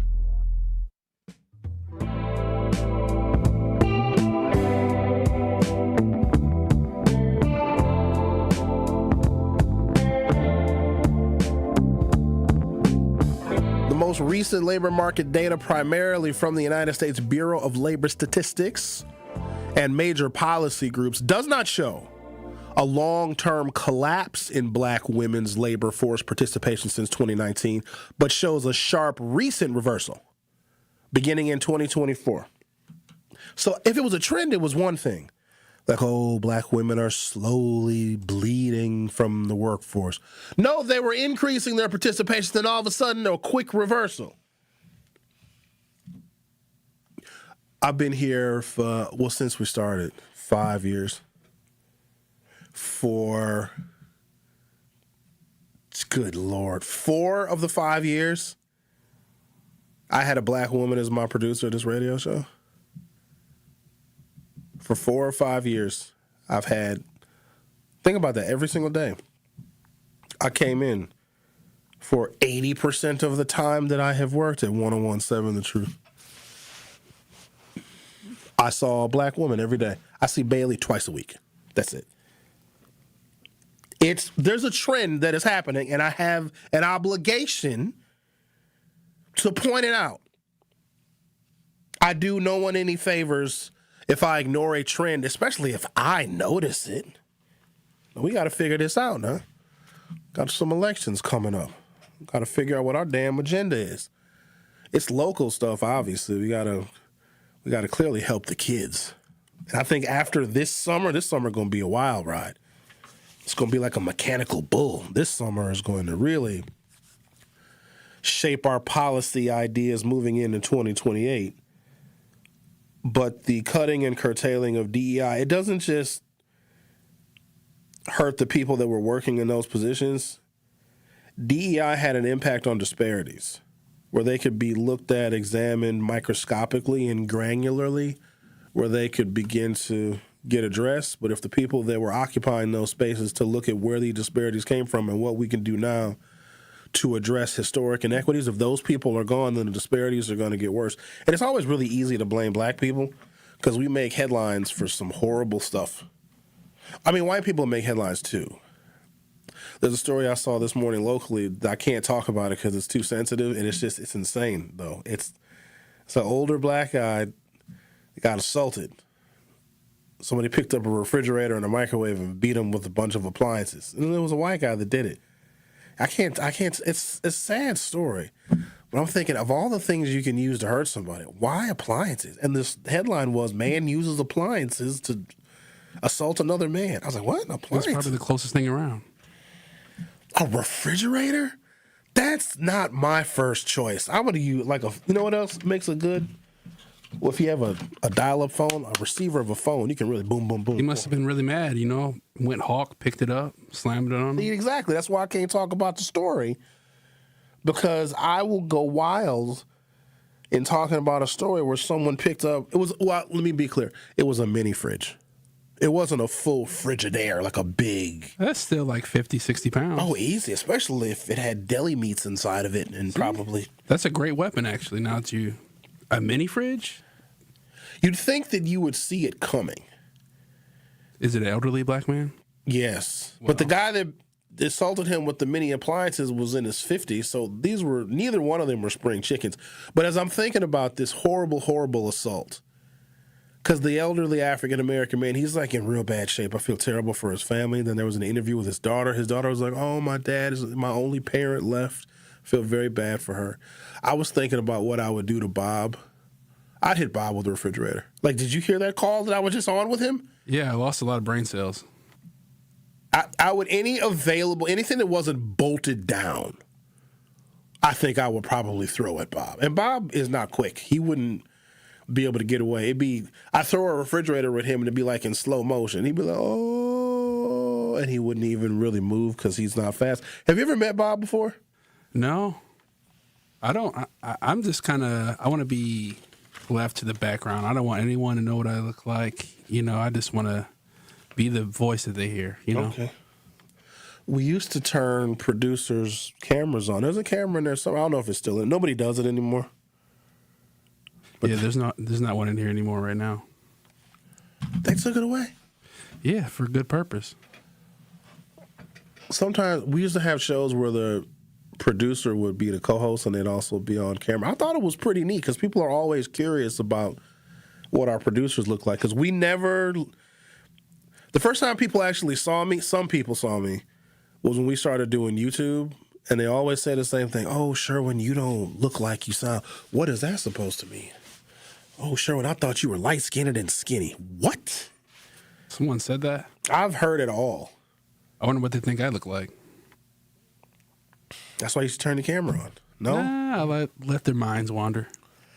The most recent labor market data, primarily from the U.S. Bureau of Labor Statistics and major policy groups, does not show a long-term collapse in black women's labor force participation in 2019, but it does show a sharp recent reversal beginning in 2024 through 2026, characterized by concentrated job losses, especially in the public sector and professional roles, measurable employment declines relative to other groups. Pre-pandemic baseline, black women's unemployment was 4.7%. This was near a historic low and part of the strong labor market. The pandemic spike, which is to be expected, black women's unemployment peaked at 15%. There was a recovery period between 2021 and 2023. It fell steadily back to roughly 5%. Unemployment to population ratio peaked at 57.8% in 2023. The reversal. Recent data shows a clear shift. In early 2025, so remember Donald Trump was inaugurated in January of 2025, and he went on a tear of signing executive orders, including those that eliminated DEI. So Donald Trump takes office, black women's unemployment is 5%. A year later, it was 6.1. So by June of last year, Black women's unemployment went up to 6.7%. Are you hearing what I'm saying to you? When Trump was inaugurated, so early 2025, they're saying, he was inaugurated basically the first month of 2025. Black women's unemployment was 5%. A year later, it was 6.1%. 3 months later, it was 6.7%. By August of 2025, black women's unemployment was 7.5%. From 2019 to 2026, increase of roughly 3 percentage points of more unemployed African American women. Black women now consistently have one of the highest unemployment rates amongst any minority group. Something is happening. You know what this is? I'm going to tell you what it is. Joe Biden created student loan forgiveness because who had more student debt than anybody else? Black women. Joe Biden put who on the U.S. Supreme Court for the first time? Black woman. And here's the one that really got him. Who ran against Trump in 2024? He is able to punish black women specifically. Ain't that crazy? They're being targeted. And then the private sector is going to follow. That's how it goes. When the government created, well, I shouldn't say the government, John F. Kennedy created an executive order in March of 1961 saying that we need to take affirmative action to make sure that minorities, specifically black people, because back then it was just black and white. We didn't consider really anybody else. We got to take affirmative action. That's where it came from. To make sure that we are hiring African Americans in the federal government. And our employment opportunities exploded. Trump overturned, there's a bunch of executive orders that had to do with civil rights. Stuff that couldn't get passed through Congress, presidents do through executive order. Trump overturned stuff that went back to the 60s. And it's having an impact. But it is it's the reversal, it's the pushback. Just like women had a pushback with the Me Too movement, overturning Roe versus Wade. Just like black America faced a major pushback when Barack Obama got elected and reelected, and that was 2 terms of Donald Trump. Now, black women, because of the progress that they made under the Biden administration, are facing monumental pushback. And it's really easy to follow. So whenever one group makes progress, expect there to be a backlash. But it just seems to be more apparent when it's black people. Like, what is it about our progress? Like, either we're lazy, we don't work, or we work too hard and we're going to take your job. Like, what is it? Because if we make too much progress, like, oh no, we got to start firing some of them. Public sector, critical for black women historically, a stable employment base for African American women. In 2025, large-scale federal layoffs hit black women disproportionately. 300,000 plus black women left the federal workforce in 2 months, from February to April of 2025. That is just wild. 300,000, that's half the population of Milwaukee, of just black women that left the workforce. Black women make up 28% of some federal agency workers, so cuts had an outsized impact. Evidence shows a structural shift in hiring and advancement, not just layoffs. So what are they going to do with us black fellas? Because ours has got to be coming. Like, what are you going to do with us? Because we're here, hanging around, waiting to get fired, I guess. So just don't get too comfortable, Xavier. What do you think? There's going to be a white host in the black talk host radio show? I honestly wouldn't doubt it. That'd be interesting. I'd listen. I'd love to hear what a white host would have to say. Andrew takes over your position? I'd listen. The Truth with Andrew Zimmel? I wonder what his positions would be, though. Like, I wonder what his angle would be. I don't know. He's like, I worked my way up from the bottom. Yeah, kind of. He would have. I know that we couldn't have we've had it before, though. We've had black hosts on conservative talk radio. They didn't last, though. A guy named James Harris. He's the only one I can recall. There may have been others before him. And I know James Harris because dude was my high school history teacher. and then ended up being on WISN hosting a show. He went down to Arizona now. He was a black Trumper before Trump. In fact, James Harris made national news because John McCain came to a campaign rally in Waukesha, and this news clip made national, if not international news. So here I am watching my former high school history teacher at this event in Waukesha, and James Harris was in the crowd of this town hall meeting being hosted by John McCain.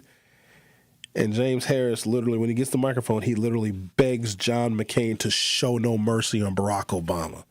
And that struck me because here you have an African-American man at a Republican town hall conversation with John McCain, who was the Republican nominee in 2008, and James Harris is literally begging him to take it to Barack Obama. I'm like, yo, you ain't got to, what is you begging John McCain for? Just if you're a Republican, cool, but you ain't got to beg John McCain to take it to Barack Obama. And Barack Obama won anyway. But it's stuff like that that just, whatever. The Truth with Sherwin Hughes on 101.7 FM. We'll be right back. Don't touch that dial. The Truth with Sherwin Hughes will be right back on 101.7 The Truth app, and 101.7thetruth.com. Tacos and Tequila Festival, Saturday, May 30th at Franklin Field, featuring live performances by Shaggy, Rick Ross, Genuine, Soulja Boy, Frankie J, Mims, and more. There will be craft margaritas, Milwaukee's best taco vendors, authentic lucha libre wrestling, an exotic car showcase, a Chihuahua beauty pageant, art installations, and so much more. Tacos and Tequila Festival, Saturday, May 30th. Get your tickets at tacoandtequilafestival.com. I'm Sherwin Hughes, and I know the power of Stars and Stripes Honor Flight firsthand. As someone who's been on an honor flight, I can tell you it's a day you'll never forget. Stars and Stripes Honor Flight gives our oldest veterans who served in any location in June of 1975 or earlier a free one-day trip to Washington, D.C. for veterans. Airfare, meals, a coach bus tour, and special flight apparel are all included. It's a day of honor, gratitude, and camaraderie. Veterans who served in the Vietnam or Korean War go to flysshf.org and ask for an application. Breaking down the issues that shape our city and our future. If oil gets to $90 a barrel, I'll be able to pay off my house. I think war is awful. It's terrible. It doesn't resolve things. It creates long-lasting hatred and even more conflict that the American people are always going to find themselves involved in. It's The Truth with Sherwin Hughes, weekdays from 9 to noon. But if I don't have a mortgage, you know what I mean? You take the good with the bad. Didn't Donald Trump say he was going to end the wars? You can't have America first if you're involved in all these foreign wars. And there's people that believed him when he said that. He doesn't like wars. He said it many times. Said it on the campaign trail. Catch it live on YouTube or tune in to 101.7 The Truth. He's bombed just as much in his first year as any warmongering hawk president we've ever seen since World War II. Listen to The Truth with Sherwin Hughes, weekdays from 9 a.m. to 12 p.m. Real talent is defined by what people can do, not where they learn to do it. So by stopping at the education section of a resume, you might throw away the perfect hire. You might miss someone who has valuable skills to offer to help your business thrive right now and in the future. Because the truth is this: Skills First Hiring helps you see talent others miss, like more than 70 million stars, skilled through alternative routes. When you let their story unfold, you gain a competitive advantage, because hiring managers who start with skills are 60% more likely to find a successful hire. See the real person, complete. See what others miss. Hire skills first. Learn why it's a competitive advantage at tearthepaperceiling.org. Brought to you by Opportunity at Work and the Ad Council. This is The Truth with Sherwin Hughes on 101.7 The Truth, The Truth app, and 101.7thetruth.com.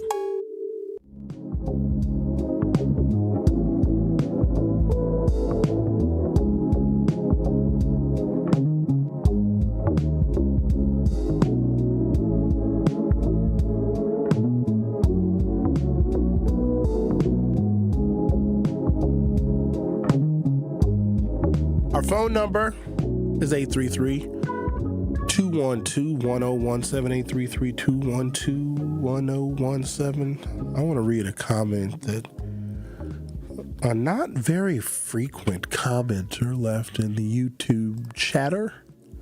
I have to address it, even though it's so silly.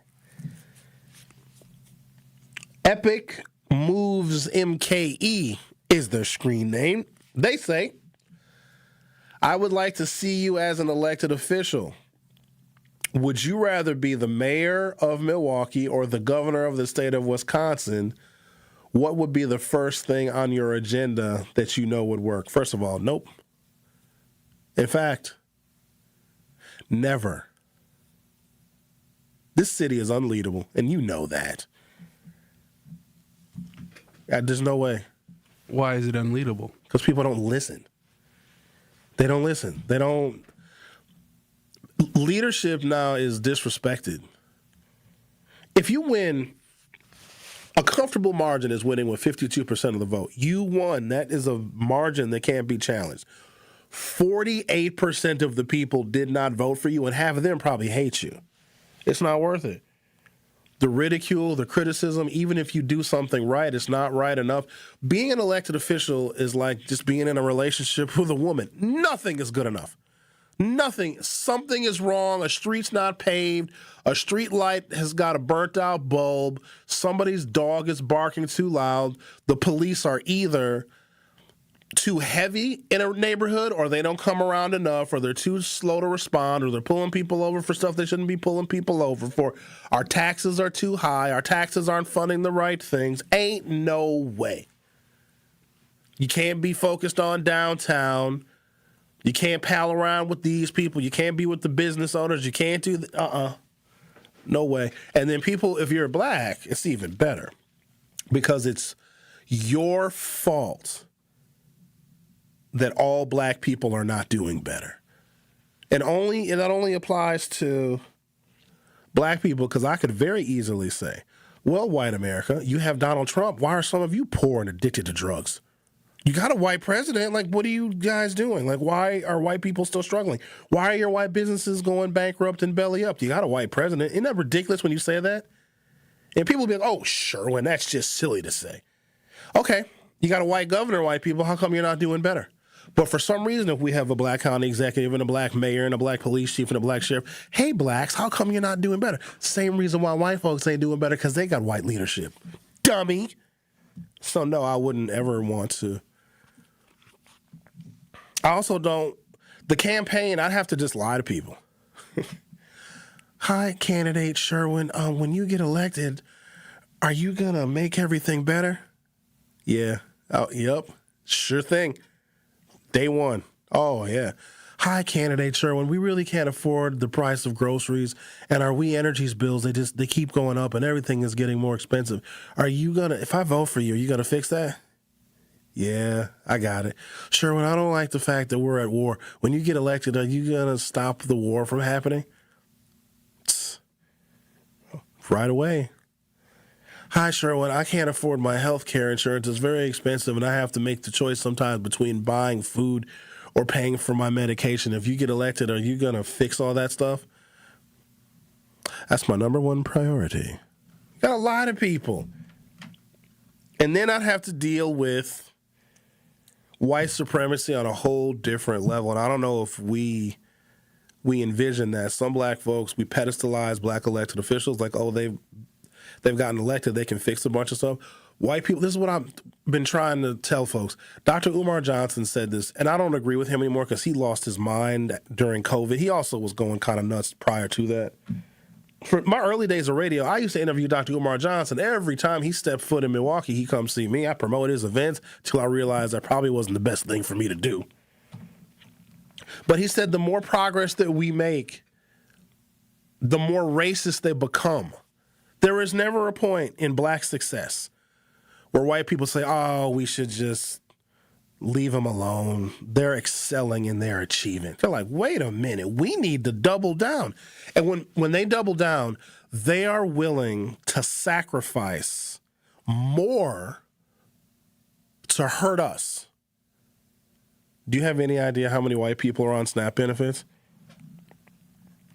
As many as there are black people. I need you to think about this. But for some reason, white people that receive SNAP benefits are okay foregoing their SNAP benefits because of a government shutdown because they think it's going to hurt black people more, which it was not going to. We already had a plan in place here in Milwaukee. Everybody was going to eat. MPS would have turned into the biggest food pantry you've ever seen. We would have mobilized all of our nonprofits. We would have created like a wartime economy to make sure our community was going to get fed. I even offered up my house. I said I was going to serve Kraft macaroni and cheese and hot dogs if my people went hungry. Come on over to my house. Come get you one hot dog per person. Fatso. Because somebody's going to try to take 2 hot dogs. I remember a friend of mine had a birthday party for his daughter. I think his daughter was turning, I don't know, like 8 or 9. And they had a pool in their apartment complex. It was a pool party for all the kids, and all our friends all came and brought their kids. So we had a grill going, and we had to take turns manning the grill. The adults, we were going to order pizza later. The hot dogs and hamburgers on the grill were for the kids and for the kids only. We all knew that. We wanted all the kids to eat the hot dogs and the hamburgers, and all the men took turns on the grill. But we had this one friend, and he knew that the damn hot dogs and the hamburgers for the kids. His fat ass stood over the grill and just kept eating hot dogs, and he'd go get him a bun. I'm like, hey, man, the hot dogs and the hamburgers is for the kids. He's like, screw them kids. And his daughter was there. There's always going to be people like that. Like, I don't think this really counts, though. Do we still have buffets? We don't really have buffet restaurants like we used to. I guess we still probably have Chinese buffets, but they used to be plentiful. Remember Old Country Buffet? That place was heaven on earth. And is it wrong if, let's say you go to Old Country Buffet with a lady. Ladies can get away with carrying very large purses. Some women's purses look like luggage. Is it wrong if you ask a lady to join you for an evening of fine dining at the Old Country Buffet and she brings her big purse? It puts Tupperware in it? Because, okay, it's all you can eat. But what if I've eaten all I can at that moment and I want to eat later? If it's all I can eat, well, then it's also all I can carry out. That would be nice. But I just... So there's a guy at the window here who was asking about you. Did you see this guy, this white guy with the beard? Do you know that fella? Did you see him? Because he looked at me and then he pointed to you. You ain't wanted by nobody, is you? Don't be bringing no smoke. I have no idea who this guy is. But you see him, right? Yeah, he looks like a scary person. Well, he's probably listening, so don't. I don't know who this is. You know we're sitting in a fishbowl. Is he still standing out there? Yeah, he's looking. He's waving at you now. I think he just blew you a kiss. I think he's confused. Did you just see? X, did you see this man just blow you a kiss? I did not see that. I did. See, that's why I'm behind here, not on camera. This guy doesn't know me. Well, he knows who you are now. He just blew you a kiss. He didn't blow me one. No, he must be confused. Well, don't be rude. Catch it. I think he's blowing a kiss at Zach. Is Zach in there? Yeah, I think he's. Hey, Zach, did you know that guy? Oh, he was blowing a kiss at Zach. He knew him. Zach, hold on now. Let me take a break. We got to get to the bottom of this. I can't. What the hell is happening? Like, good God almighty. It's a crazy day today. I need to get out of here. You saw me coming in today. It's something in the air. Where's the moon? Is the moon full? Because when the moon is full, talk radio is impacted more than any other endeavor. I literally feel it when the moon is full. It might be. The Truth with Sherwin Hughes on 101.7 FM. We'll be right back. You are listening to The Truth with Sherwin Hughes on 101.7 The Truth, The Truth app, and 1017thetruth.com. At Junior Achievement, students learn how innovation, creativity, and entrepreneurship can turn a simple idea into something that changes an industry. With support from Cost Corporation, students are discovering how engineering, product design, and smart marketing bring great ideas to life. From pioneering studio headphones to building a brand recognized around the world, Cost shows students how technology and creativity shape the way we experience music. Learn more at ja.org. Hi, this is Sherwin Hughes from 1017 The Truth, and I want to talk to you about something bigger than just buying a house. I'm talking about building a legacy. Owning a home isn't just about four walls and a roof. It's about giving your kids a place where memories are made, where birthdays are celebrated, and where they always belong. It's about planting roots, knowing your neighbors, waving from the porch, and being a part of a community that feels like family. If you've been renting and wondering if home ownership is even possible, Axe Housing is here to work with you. An Axe Housing coach will help you create a plan, a budget, and move step by step toward owning a place you can truly call your own. They've already helped over 4,000 families become homeowners, and many are paying less than they were paying for rent. Don't let where you are today stop your families tomorrow. Start your journey at axehousing.org. That is ACTShousing.org. Your legacy begins at home. Life's better with American Family Insurance because we know you love working weekends. If it means working on your dream home, both inside and out. And we're here to help protect those dreams so you can enjoy peace of mind. Save up to 40% when you bundle home and auto. American Family Insurance. Get a quote and find an agent at amfam.com. Products, pricing, and availability vary based on the way you purchase insurance and by state. Some exclusions apply. American Family Mutual Insurance Company, SI, and its operating companies, 6000 American Parkway, Madison, Wisconsin. At UW Credit Union, we have best-in-class technology and peopleology. Like if you lose your card, you can stop by in-branch for a same-day replacement. Or you can have a new one instantly issued to the app. So whether you prefer interacting with our snappy online interface or our in-person regular faces, UW Credit Union is always here for every you. And whichever you choose, it's the best of both worlds. Join today at uwcu.org. Federally insured by NCUA. After a serious accident, you'll need a winning team to protect your rights. Trust Wisconsin's own Gruber's offices. Proud partner of your Milwaukee Brewers. One call, that's all. When you're high, you feel different. Pretty obvious, right?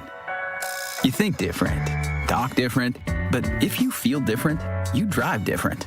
So if you're high, just don't drive. Brought to you by NHTSA and the Ad Council. The Truth with Sherwin Hughes returns after this on 1017 The Truth, The Truth app, and 1017thetruth.com.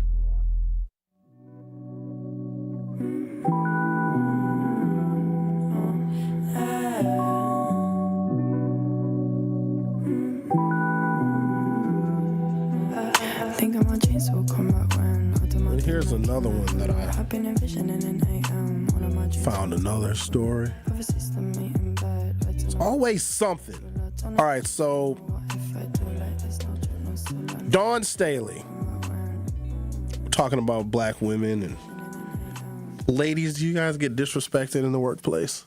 I know the answer to that. In fact, somebody just inboxed me like, oh, sure, when you're telling my story, can you refer me to a lawyer? No, I don't have. I can't, because I want to.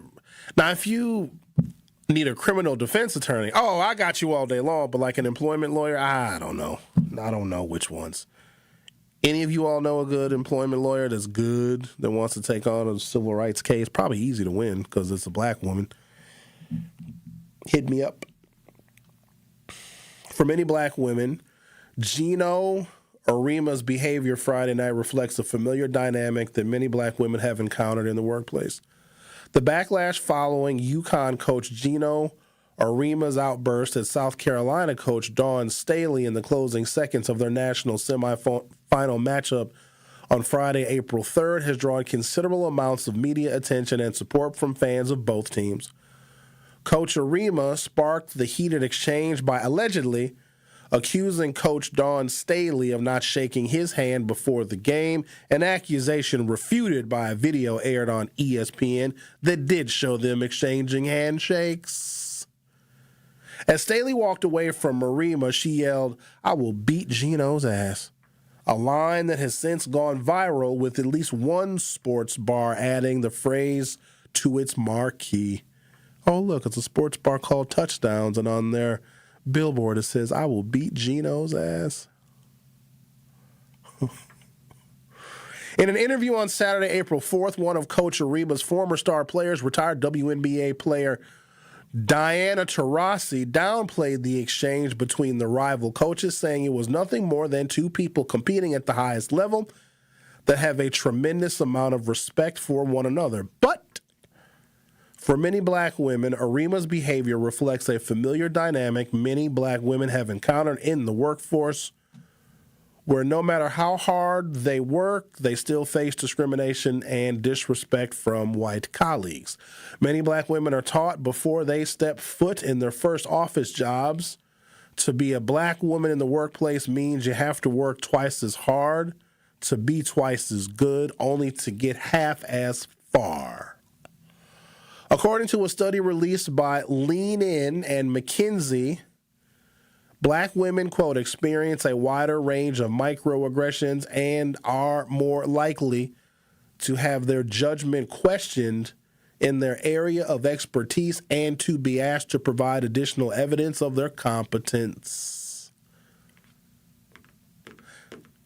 As a longtime newsroom leader who has occupied top-level editorial positions at some of the top 2 news organizations in the country, the author of this article, who wrote this piece?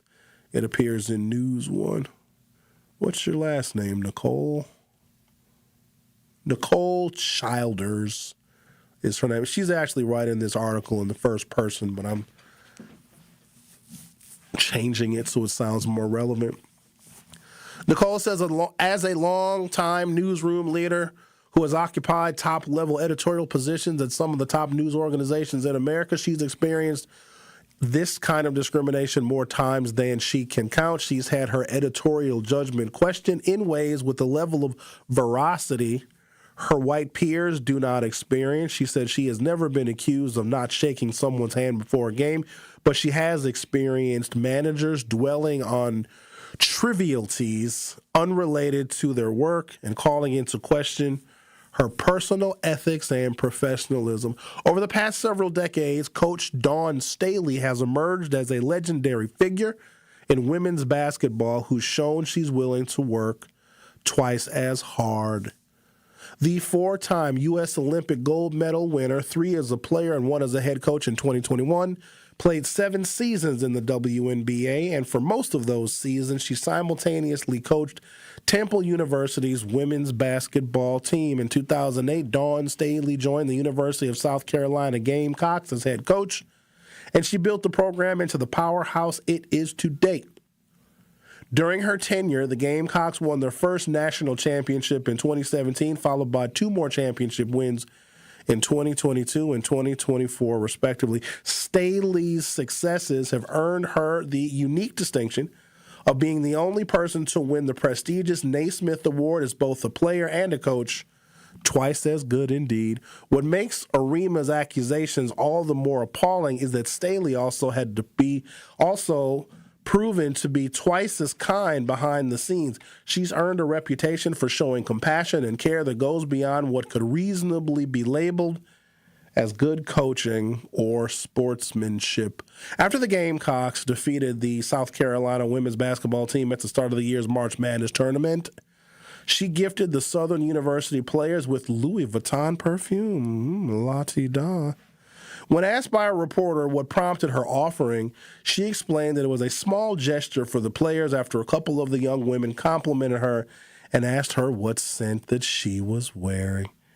You're listening to The Truth with Sherwin Hughes. Stay tuned for the Milwaukee Experience. Don't touch that dial. The Truth with Sherwin Hughes will be right back on 1017 The Truth, The Truth app, and 1017thetruth.com.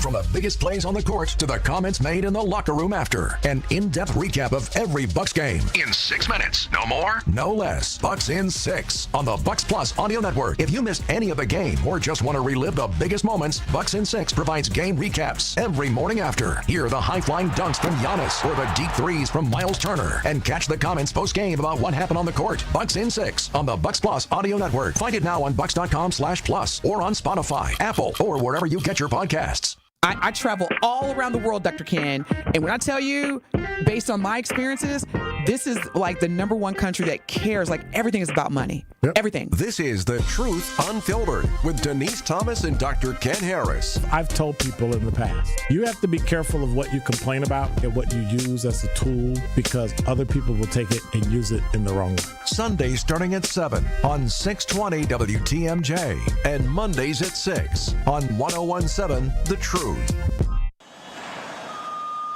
Hey there, Jane Lynch here. You want to hear something funny? Too bad. You want to hear something uplifting that will inspire you? Good. Because today, I want to talk to you about Direct Relief, a humanitarian organization that does seriously good work when it counts. Fires, hurricanes, earthquakes. When disaster strikes, Direct Relief immediately shows up with medicines, medical supplies, and everything doctors and nurses need to save lives. Let's ship her out! Every day across the United States and around the world, they're making an enormous difference. If someone needs help, Direct Relief helps. No politics, no red tape. Hey, what you doing over there? Oh, I'm packing insulin for kids with diabetes. See, every box here is literally a lifeline for someone in critical need. So check them out at directrelief.org and donate if you can. You might just bring a smile to someone's face. When I was diagnosed with Hodgkin lymphoma, I had so many questions. I didn't even know that it was cancer. Now I do. It is cancer. Blood cancer. It's actually one of more than 100 different types, and they're all treated differently. Now, unlike some other forms of cancer, usually there's no tumor. You can't screen for it to prevent it, and the symptoms can look like other things, so it could be hard to diagnose. I had a fever for weeks. I was so tired all the time. I didn't feel like eating or doing anything else for that matter. And I know that this can feel scary. But if you know what to look out for, you'll know what to tell your doctor. And you'll feel more empowered to take the next steps.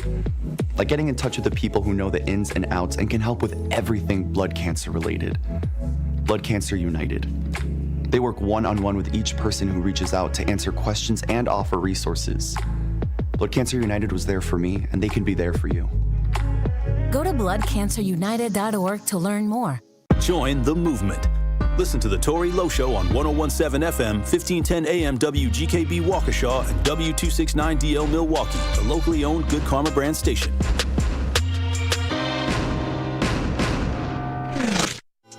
More of The Truth with Sherwin Hughes is next on 1017 The Truth, The Truth app, and 1017thetruth.com.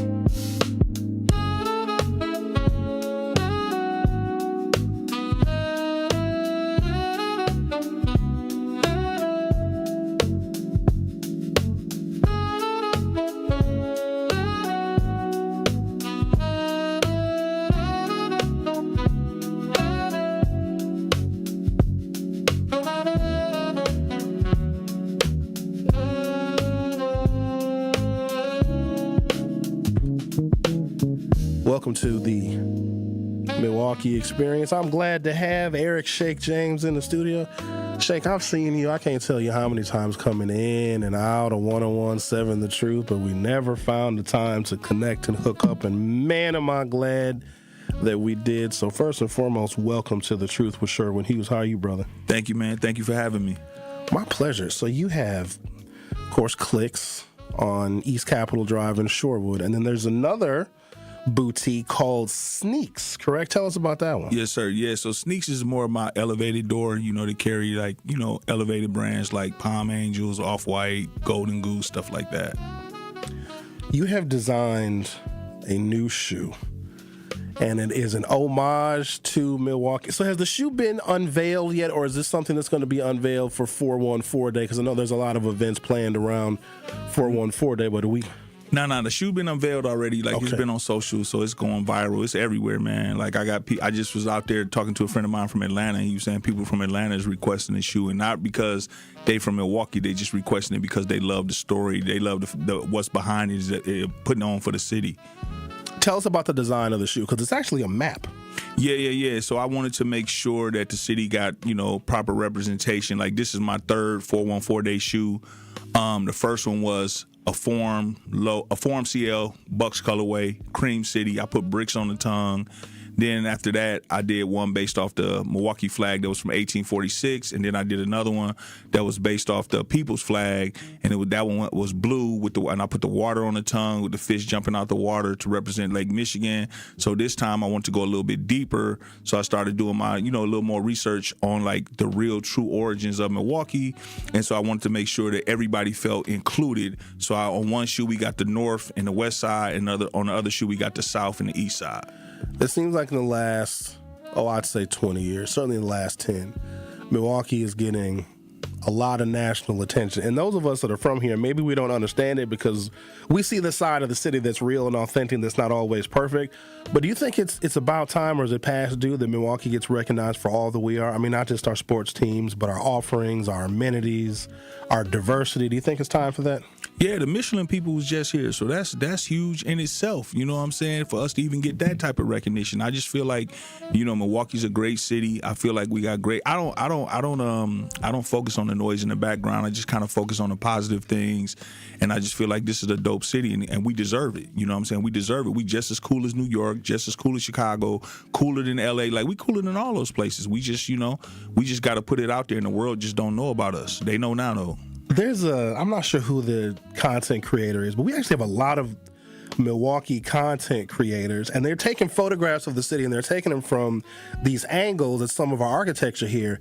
And it was like, you don't got to go to New York. We got New York at home, showing some of the architecture downtown that we actually are punching way above our weight. And yes, we did have the Michelin event here yesterday, or maybe it was on Wednesday. We're going to have nationally recognized restaurants be unveiled here in the city of Milwaukee. So that's another thing we can hang our hat on.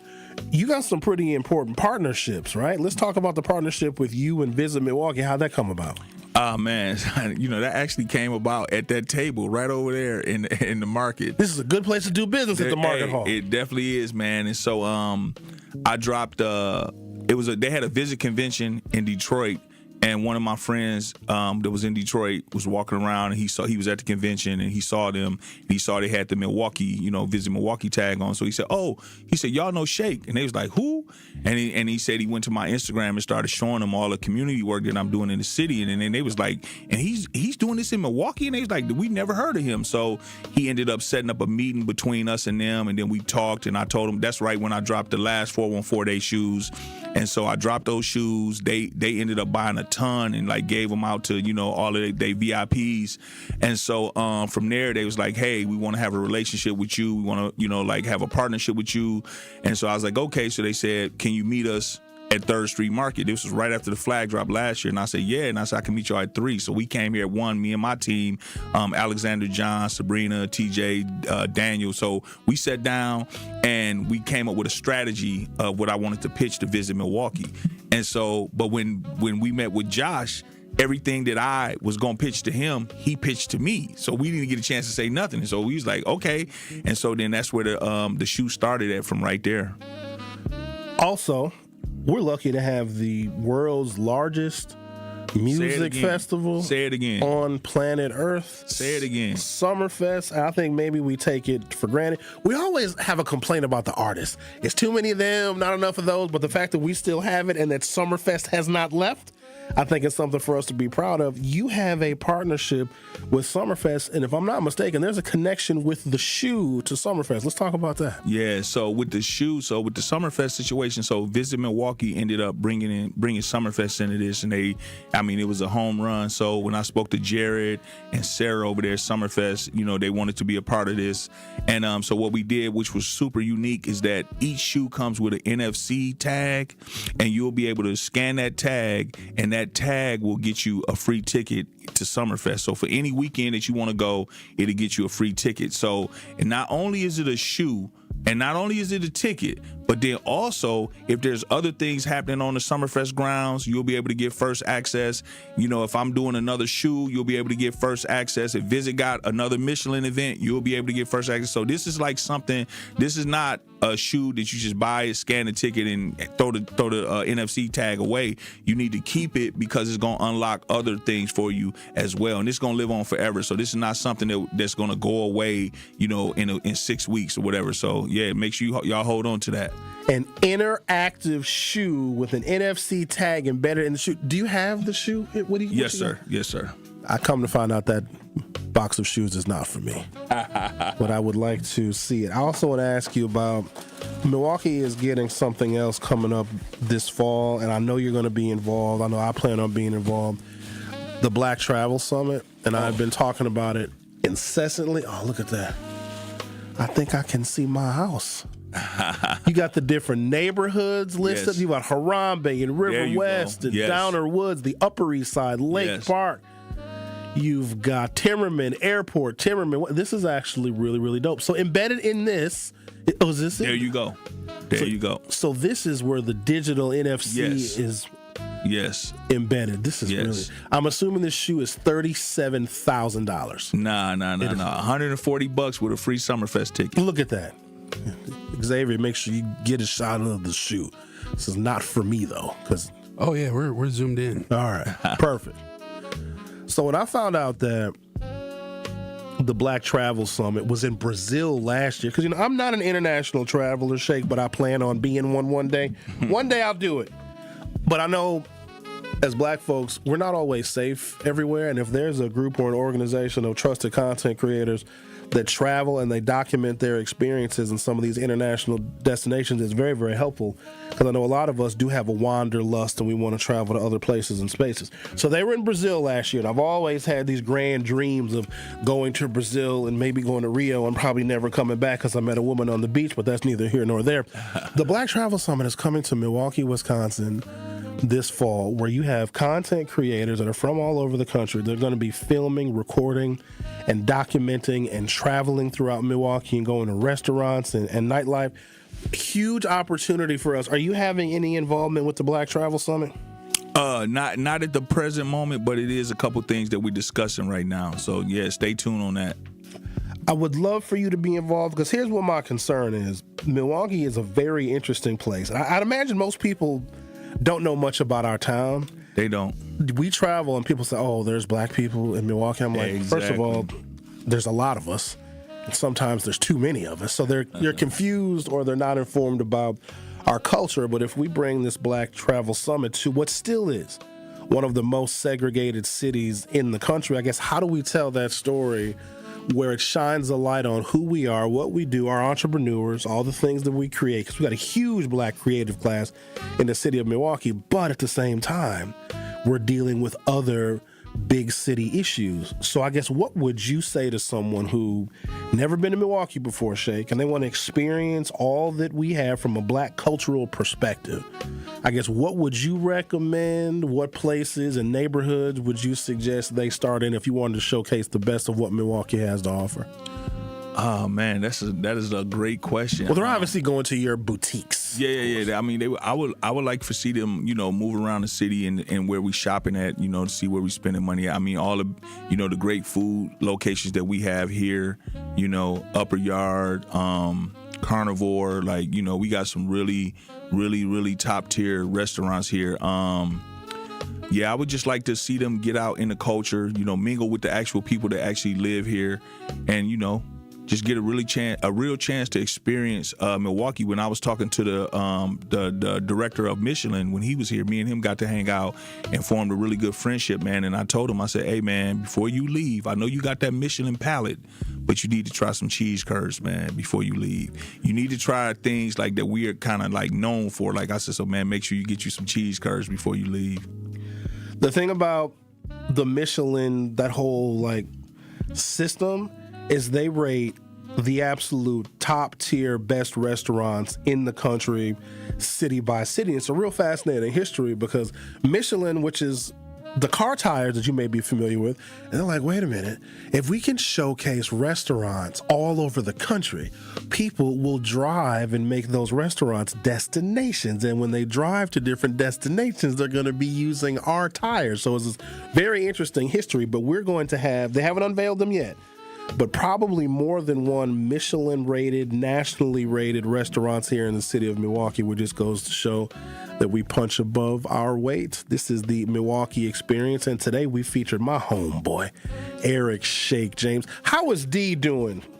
Shake, is he doing all right? Yeah. Good. We hope to get him back in this. He comes in fairly often. He comes and hangs out with you. Yeah, every once in a while. Yeah. You make sure you tell him I say hello, and we appreciate you being here, and thank you for all that you've done and contributed to the city of Milwaukee, including all the things you do for our returning students and backpack giveaways and all other great stuff, man. Man, I appreciate you, and thanks for having me, man. My pleasure. This has been the Milwaukee Experience. I'm your host, Sherwin Hughes. Don't go anywhere. I'll be right back. You are listening to The Truth with Sherwin Hughes on 1017 The Truth app, and 1017thetruth.com. Truth Nation, it's that time again for the Tory Low Community Cleanup. Mark your calendars for Saturday, April 18th from 8 a.m. to 12 p.m. as we come together to clean up the city of Milwaukee. Be part of making a difference in our community. The Tory Low Community Cleanup, Saturday, April 18th, 8 to noon. Sponsored by Milwaukee College Prep, Steinhoffels, Cousin Subs, Waste Management, and presented by the Milwaukee Metropolitan Sewerage District, your clean water partner serving Greater Milwaukee for 100 years. Walk in for a suit, walk out with two. It's buy one, get one half off throughout April at Nick Avani's. Suits, blazers, hats, jeans, and more. Everything you need from a hands-on team that styles you from head to toe. Find a suit, add shoes for half the price. Land the perfect two-piece set? Now add a vest for 50% less. Prom, weddings, galas, whatever's on your calendar, now's the time to stop in to Nick Avani's. Second floor at Mayfair Mall across from AMC. Buy one, get one half off throughout April at Nick Avani's. Some exclusions may apply. See store for details.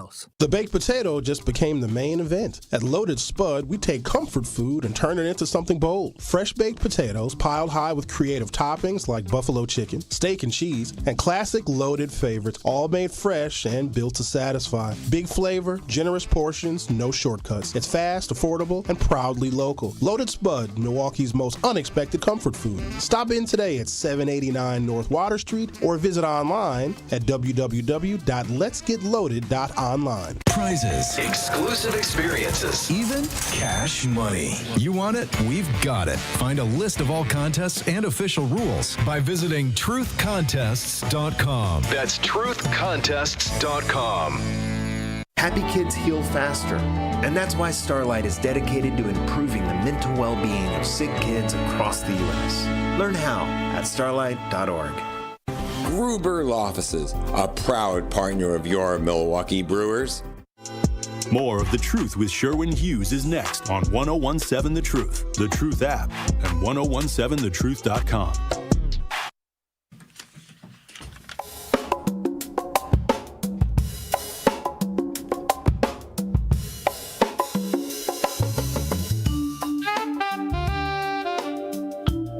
If you've been thinking about buying a house, well, while you're thinking about it, you need to get on it. An Axe Housing coach will help you create a plan, put together a budget, and move step by step toward owning a place you can truly call your own. They've already helped over 4,000 families become homeowners, and many are paying a lot less than what they're paying for rent. Don't let where you are today stop your families tomorrow. Start your journey at axhousing.org. That is ACTS housing.org. axhousing.org. Your legacy begins at home. I like that shoe. He didn't bring me one. Expensive stuff, guests don't gift me. But if they own a restaurant, they'll bring food. You remember for my birthday, I took all the food, X, but it was my birthday. I was looking forward to some of that. Well, then you need to have a birthday. That's one of the things about being on camera. It's mostly negative being on camera because I do radio. There's no cameras in radio. This ain't TV, but they added these cameras. These cameras were here, so we moved in 2022. They added the cameras in 2022, I think. But they didn't activate them because we weren't sure how we were going to digitize the show yet. And then I was against them turning them on because I didn't want to be seen. Because now I got to be mindful of what I wear or whatever. But I don't care for it. I mean, I'm used to it, I guess. Because now people recognize me. Because when you're just a voice, unless people follow you on social media, and a lot of my listeners are traditionally older and they're not on social media, so they don't know what I look like. Now people come up to me in the store, or they happen to run into me when I'm out in this city doing things that I shouldn't be doing, when I'm out here doing dirt. And Sherwin, Hughes, is that you? Huh? Oh, hi. How are you? Sherwin, I wouldn't expect to see you here. Shh. But it's a net negative. But when people know what you look like, they recognize you. Most of the time, it's very, very positive. Or I get this thing where people, they see me, they recognize me. They won't say anything, but they'll stare at me the whole time I'm there. And if you're going to stare, you might as well come on over and say hello, because now I'm freaked out. They look at you like, is that him? He looked different in person. And then, of course, there's the groupies. Oh, the beautiful groupies. Oh, you have beautiful groupies on the show? No. Yeah, I was going to say, most of your listeners are 45 and up. What does that mean? 45 and up can be beautiful people? Oh, yeah, I guess. There are MILFs and... There's a ton of MILFs. And GILFs. Like, yeah, they're GILFs at 32 in this city. Women look good at 50 and 50 plus. It didn't used to be like that. Like back in the day, if somebody was 50, they were wearing a muumuu and house shoes. Their hair was always in rollers. But now 50 works out. 50 gets their hair and their nails done. 50-year-olds, they got asses now. They didn't used to. How old are you, X? I'm an old man. I'm 34. Oh, good God almighty. Old. I wouldn't even talk to a 34-year-old woman. That's too young for me. Because you ain't done nothing at 34. Not yet. Not for me anyway. You got to be past all that stuff. I'm getting up there. Kids got to be grown. Kids got to be out of the house. You got to be independent. Hopefully divorced. Hopefully. But if you're not, hey, what you want me to do? Women lie about being married as much as men do. And I don't like that. I think men have set a bad example for independent women to follow, because when you compare the disparity, because like we as black people, we compare the disparity. Oh, white people have this and they have more assets and they own houses and businesses and they do better. And we compare ourselves to them, which is not fair, because we have not had the same kind of landscape that they have had for their success. The middle class in America was created, so before black people had any kind of rights, the middle class was created because the government subsidized white people's houses. The only way that banks were going to lend to people, because banks didn't used to lend to people. I don't know if folks know that. Banks never wanted to take the risk of lending to individual people. Banks only used to lend to other businesses. Then the federal government steps in on the FDRs, like, give white people loans so they can buy houses. And the banks are like, screw you, we don't want to give white people loans. And then FDR was like, we'll subsidize the loan if the white people can't pay the loans back. And then the banks were like, well, we don't want to give black people loans. And FDR was like, oh, touche, I don't want black people to get loans either. So the whole reason why the middle class exists is because the government subsidized white people. Do you know that public housing was created for white people? That black people were banned from public housing? We had a major housing shortage in this country, major. So the Works Progress Program, whatever the WPS program is, they put America to work to get out of the Great Depression back in 1929. FDR gets elected in 1932, and he's like, we're going to hire a bunch of laid-off people to build housing, and we're going to have it be very inexpensive and very affordable for people that need a house. Black people were banned from public housing. So then the federal government subsidizes home loans. White people were able to leave public housing. own homes in the suburbs, then and only then could black people move into public housing, where we still remain to this day. So we have not had, as black people, the same chances and opportunities as white people to be successful.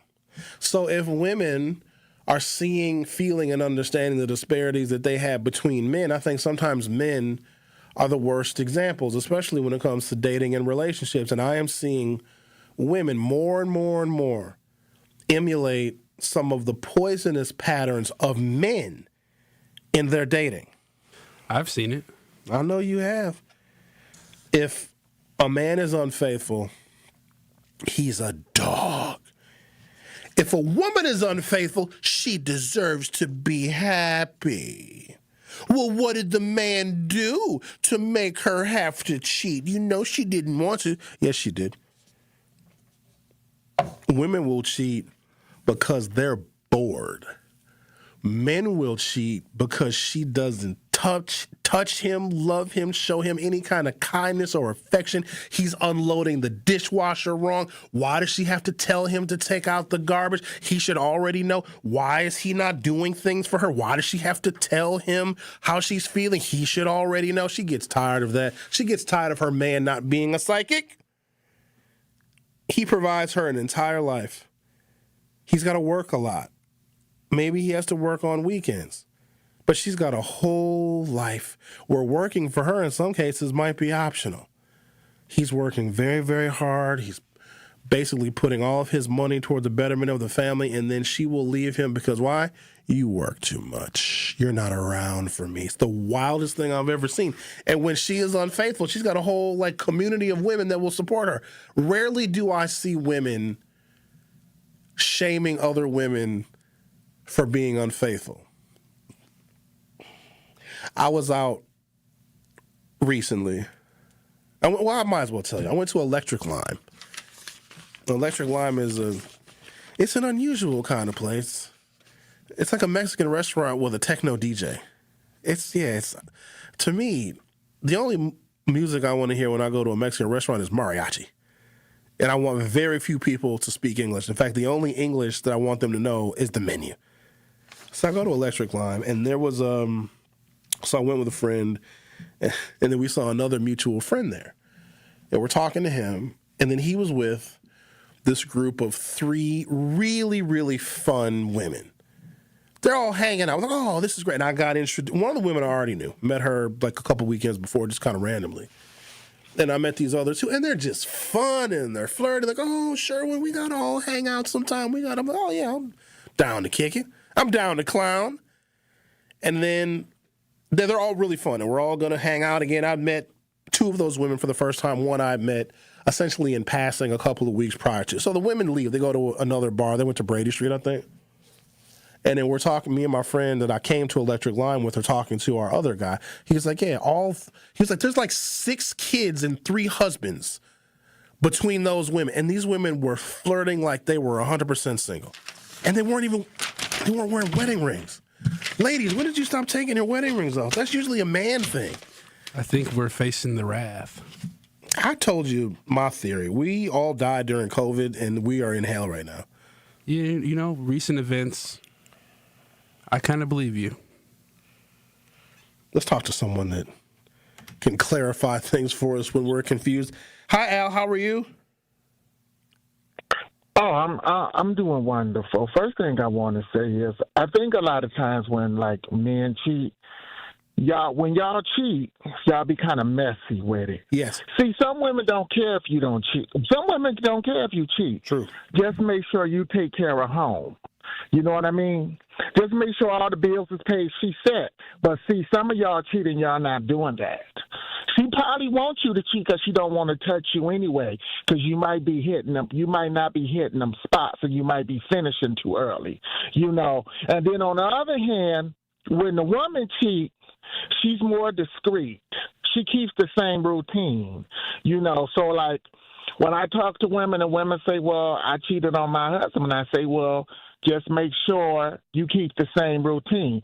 See, y'all are cheat, and then y'all kick off all these arguments, and then you want to pick the brain to try to find out if they cheating, which makes you suspect, and that's why y'all always get caught.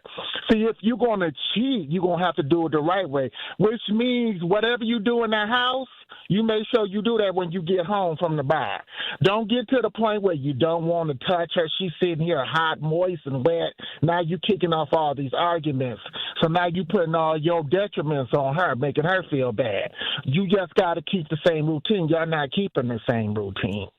Y'all coming here changing the routine. And then on top of that, when y'all go out, all y'all had to do was get a Newport 100, blow it in your clothes, get some gin, rub it on your face, rub it on your nuts, and then take an onion. You'll smell like you've been in the bar all night. But then y'all coming there smelling like fresh soap. When you do that, you don't come home smelling fresh. Why would you do that?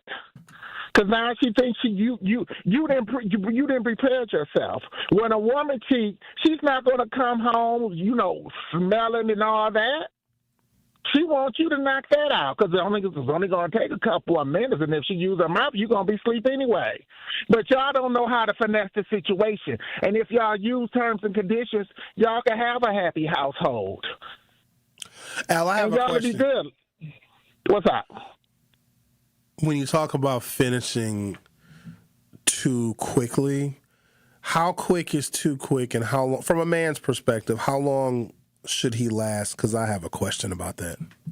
Well, it should be more than 15 minutes, and it should be energy into it. 15. Everybody minutes? Don't nobody want no flat fornication. That's just like a man come home and all he want to do is eat. She like, well, I want my guts beat out. That's what she wants. That's a dead giveaway. You gotta beat that thing like a jackhammer hitting concrete, where her eyes is flustered in her back.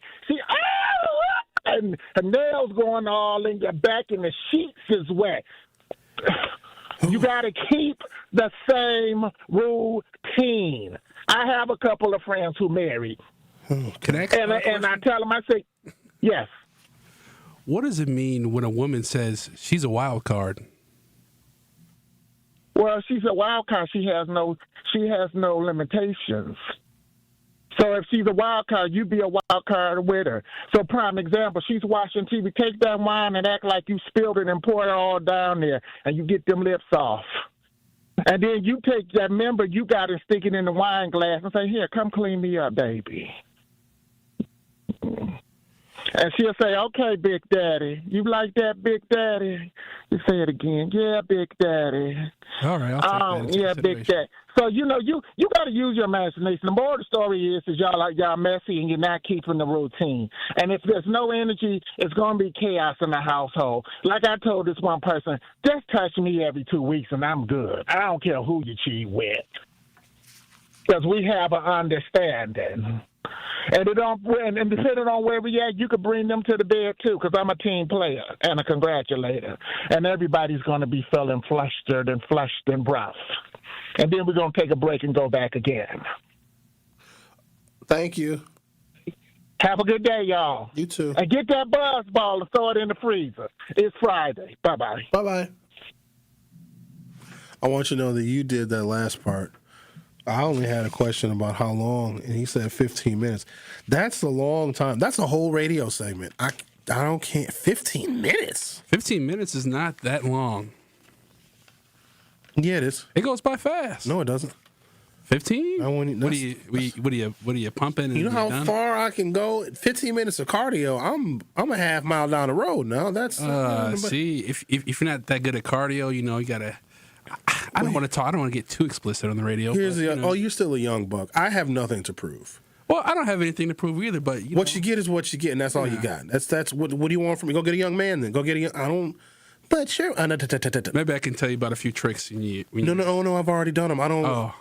What am I impressing her for? For what? Oh, you want to have fun too. So she can do. Oh, I can get my fun in a very short period of time. I just like to, I want her to go back to her friends and be like, oh yeah, this guy I was just talking to, like Al said, beat my guts out. Can't believe you just said that. Well, I'm just quoting. Rather you say it than me, though. All right.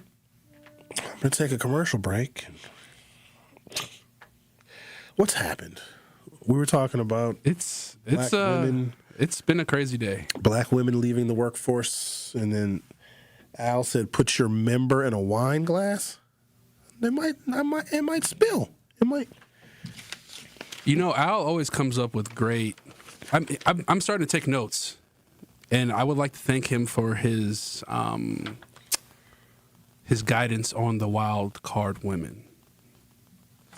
A woman tells me she's a wild card. I'm like, no, thank you. I'd rather have a six of clubs. Yeah, I don't need whatever that means, ma'am. No, thank you. I don't have the energy. Yeah, I learned the hard way. The only way to learn. A wild card. Somebody said that to you? They said that they're a wild card? You know, a woman. She's not going to be faithful to you. Yeah, a woman just told me she's a wild card, and yeah, she did wild, and she just disappeared, up and disappeared.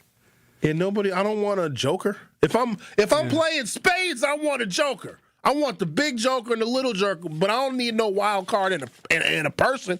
I need a four of diamonds. Just something very middle of the deck and predictable. I'm going to take a commercial break because I feel like I should. Yeah, so this amount of time that we've been talking, that was more than 15 minutes. That's no way. That's too long. That flew by. No, not for me. It didn't. I'm exhausted. The Truth with Sherwin Hughes on 101.7 FM in the great city of Milwaukee, a great place on a great lake. We'll be right back. You are listening to The Truth with Sherwin Hughes on 101.7 The Truth app, and 1017thetruth.com.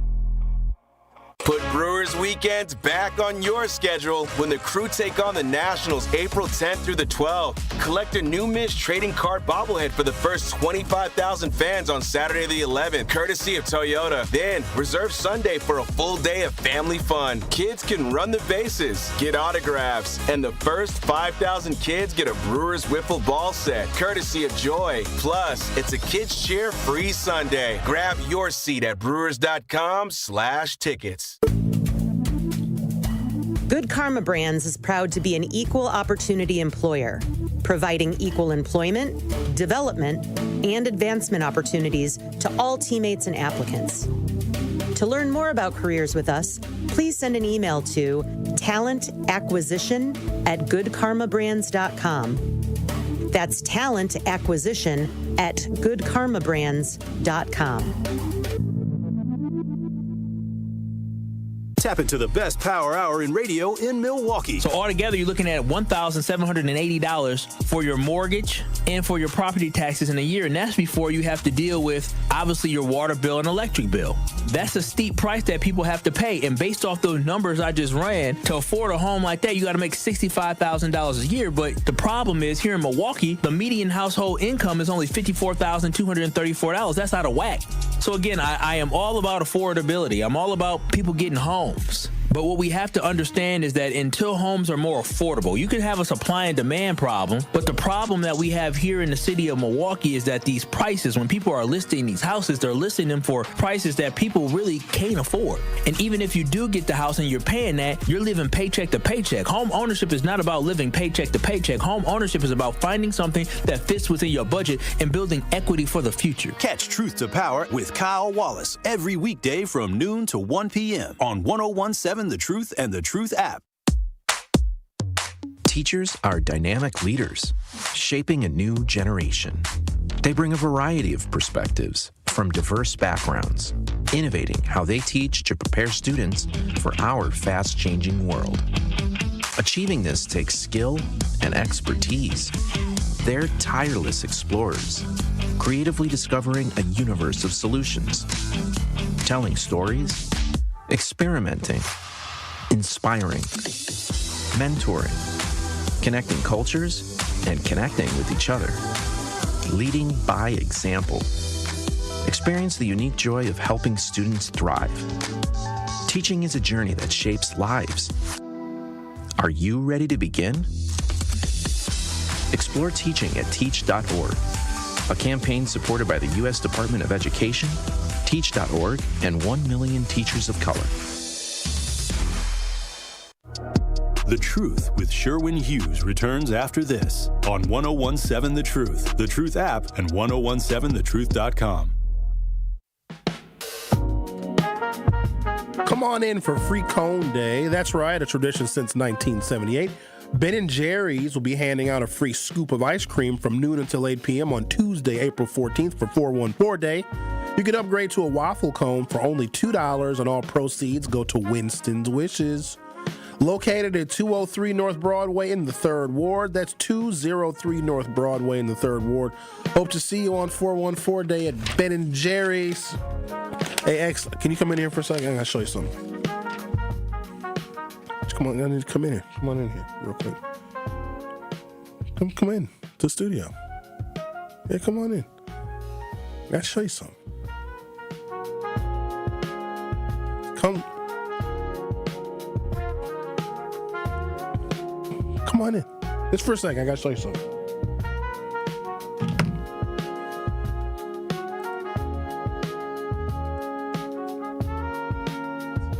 Come on, I gotta show you. It's on my screen here. You can't have me on the thing with. Here, no, come on. I gotta show you something. I think her name is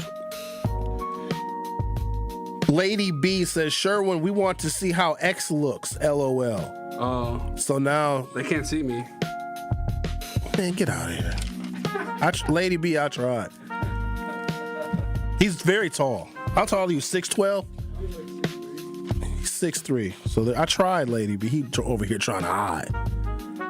See, he talk all that mess when he ain't on camera. I try to get him on the camera. Nah, you can't see. Well, then you got an idea. So there you go. Any other requests? You guys want to see anybody else? Anything Yeah, they else? can see me a little bit. I hope that she said she also wants to follow you on the social media. Are you on the social medias? I am, but I don't need any fans from radio. What the hell does that mean? I don't know. We're on one No, today. explain yourself. No. Well, I don't want to have stalkers like you, Sherwin. I have a very private life. I don't want people to, I do bad things. I don't want people to be like, oh, that's Xavier from the radio. If you are producing this show, you have definitely lost a slice of your private life. Yeah, that's fine. People will recognize you just from your voice. You know that talking is just as recognizable as your face. You know how many times people, Sherwin Hughes, is that you? I recognize that voice anywhere. Well. I was at Whole Foods one day and the white boy at the checkout was like, dude, is your name Sherwin?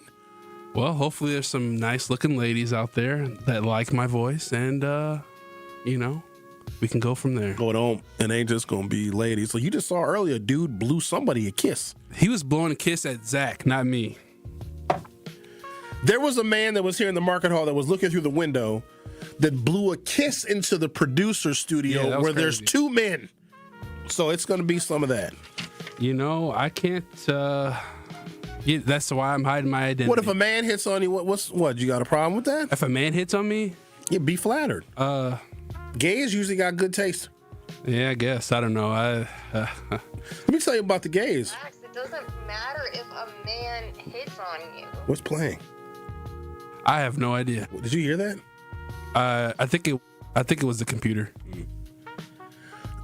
Gay men sometimes have better taste in men than heterosexual women do. Women are terrible at picking men. Y'all pick the wrong men all the time, and the ones that you really want actually are gay. Women are just awful at it, and they're not getting any better at it. They're just, Sherwin, how come I can't find a good man? It's just, you're not good at it, lady. Yeah, it's hard. It's hard out here. Curly Q says, you do bad things. I think she's talking to you, X. Yeah, what kind of stuff do you do? You be out here doing dirt? You be out here in these streets? I'd be out here in these streets. I'm trying to remain incognito. Reginald Jones says, can't properly perform foreplay in 15 minutes. It takes 15 minutes to get the music selection right. Who are you people? What is this? It's a weird Friday. Foreplay? Oh, you don't do that? Well, what's on my schedule for the evening? It depends. I think that might be a part of the 15 really minutes. like her. Sure. But if it's just for maintenance purposes, then no. Oh, that makes sense. Anybody, what kind of time do you people have? Like, what's your life like? What do you do that you have? And also, I refuse to believe the people right now in the chat, they don't get laid. I know that they don't. So stop pretending like you guys got, somebody's like, oh, and you got to play music, and you got, shut up. Yeah, Music. That's only for special occasions. We used to do that in the 90s. Hold on, girl. Let me play this Jodeci CD first. No, that's not playing music. Suckers. I had some more stuff about black women, but what is this here? Philanthropy needs to better understand the complex issues black people face and give ways in which philanthropy must change to better support our communities. I'm not crazy if I want to. I'm not crazy about the idea of having to rely on philanthropy because we are going to be begging Caucasian money to help us solve our problems. I always feel some kind of way about that because I can see the economics of the African American community. If it was channeled and funneled a little bit differently, we have enough money. If our nonprofits that service us, that help us, that understand us culturally and racially and academically and socially, if we just redirected some of our spending to them, I think we could better take care of ourselves. Because the thing about white philanthropic dollars, they're going to have an agenda for you. Like, they'll give you the grant. Sure, they will. And a lot of their contributors are using that charity, that philanthropy as a tax write-off, so great for them. But they're going to want something, and what they want is not necessarily best for the black community. It's always a trap. They'll fund you, absolutely, but then they're going to give you a list of requirements in order to meet the metrics of that grant, and it may go counter and contrary to our very own community. You know, I was working for elected officials for many, many years, most of my career. In fact, I probably could have retired doing it, but at some point, whoever it is you're working for, whether it be a legislator or an executive, they're going to want you to promote their agenda because you have to, because you work for them. Now, working for Democrats, it's a lot easier, but sometimes Democrats do things and support things that I don't because I know they might be contrary to what my community actually needs, and it got really, really hard. It got really hard to work for someone who has their own agenda, and sometimes in compromising, especially with Republicans, you have to put the black community on the back burner, and it got tough for me. Now, of course, I could have continued to do it, but then can I live with myself at the same time? It was hard because in the spirit of compromise, we lose a lot, and I couldn't do it anymore, and I found it more productive, at least for me, and the kind of work that I wanted to do, that if I went out and helped people that would be really, really good elected officials, if I could help them get what they needed so that they could run for office and be successful. Yes, I considered it. The last time I seriously considered it, because somebody brought it up today, they're like, oh, Sherwin, do you want to be governor or mayor? No. No. But there's someone who would be a lot better at it than me. And I'd rather help them than me do it. It's too much of a thankless job. There's no way. And you have to like all people. I don't like everybody. I can't. I will not be fair. That's why I could never run for office. But the last time I seriously considered it was in 2002. I had a plan. I had a strategy. I was going to run for the assembly. I had my ward maps. I had the data that was available at the time, which is nothing like the data you can get nowadays. And then I went to who I thought were going to be my supporters. And I was taking on a multi-generation incumbent. And I was, 27 years old? And I was going to run against somebody who had been in office for probably 20 plus years. And I went to this small group of people that I thought would be very supportive. These would be the people that would help me strategize, manage my campaign, and help me raise money. And I remember I called them to a lunch, and we had lunch, and they laughed at me for even thinking about running against this person. And I never did it. That was the only time I ever considered it. It's too difficult because you are responsible for most of the problems that happen in the area that you represent. That's too much. And even if things go well, let's say your district improves, there's still a bunch of stuff that you had to neglect. There's always somebody left back, left out, left behind. There's always going to be crime. There's always going to be a homicide in your district. Like somebody commits a homicide in Russell Stamper's district, the first thing people do, the alderman ain't doing nothing. If two people want to kill each other, what is Russell Stamper going to do besides maybe get in their way and possibly get shot himself? Well, the alderman ain't doing nothing over here. So you want the alderman to influence the behavior of two people that want to kill each other. And those same people, mark my words when I say, the same people that will say the alderman isn't doing anything won't even pick up trash in front of their own house. Just a little food for thought. The Truth with Sherwin Hughes on 101.7 FM. We'll be right back. Don't touch that dial. The Truth with Sherwin Hughes will be right back on 101.7 The Truth, The Truth app, and 1017thetruth.com. Need a way to hype up your day? Hello, is this Shirley? This is she. Shirley, you are our Gruber 5K giveaway winner this quarter. Congratulations. What would you do with $5,000? Going to look at buying me a pickup truck. That will be some of my down payment. Stay tuned into 101.7 The Truth for your chance to be entered into the Gruber Law Office's 5K giveaway. For contest rules, visit 1017thetruth.com. I love you guys. I got money now. At Milwaukee College Prep, we don't leave success to chance. We're designed for it.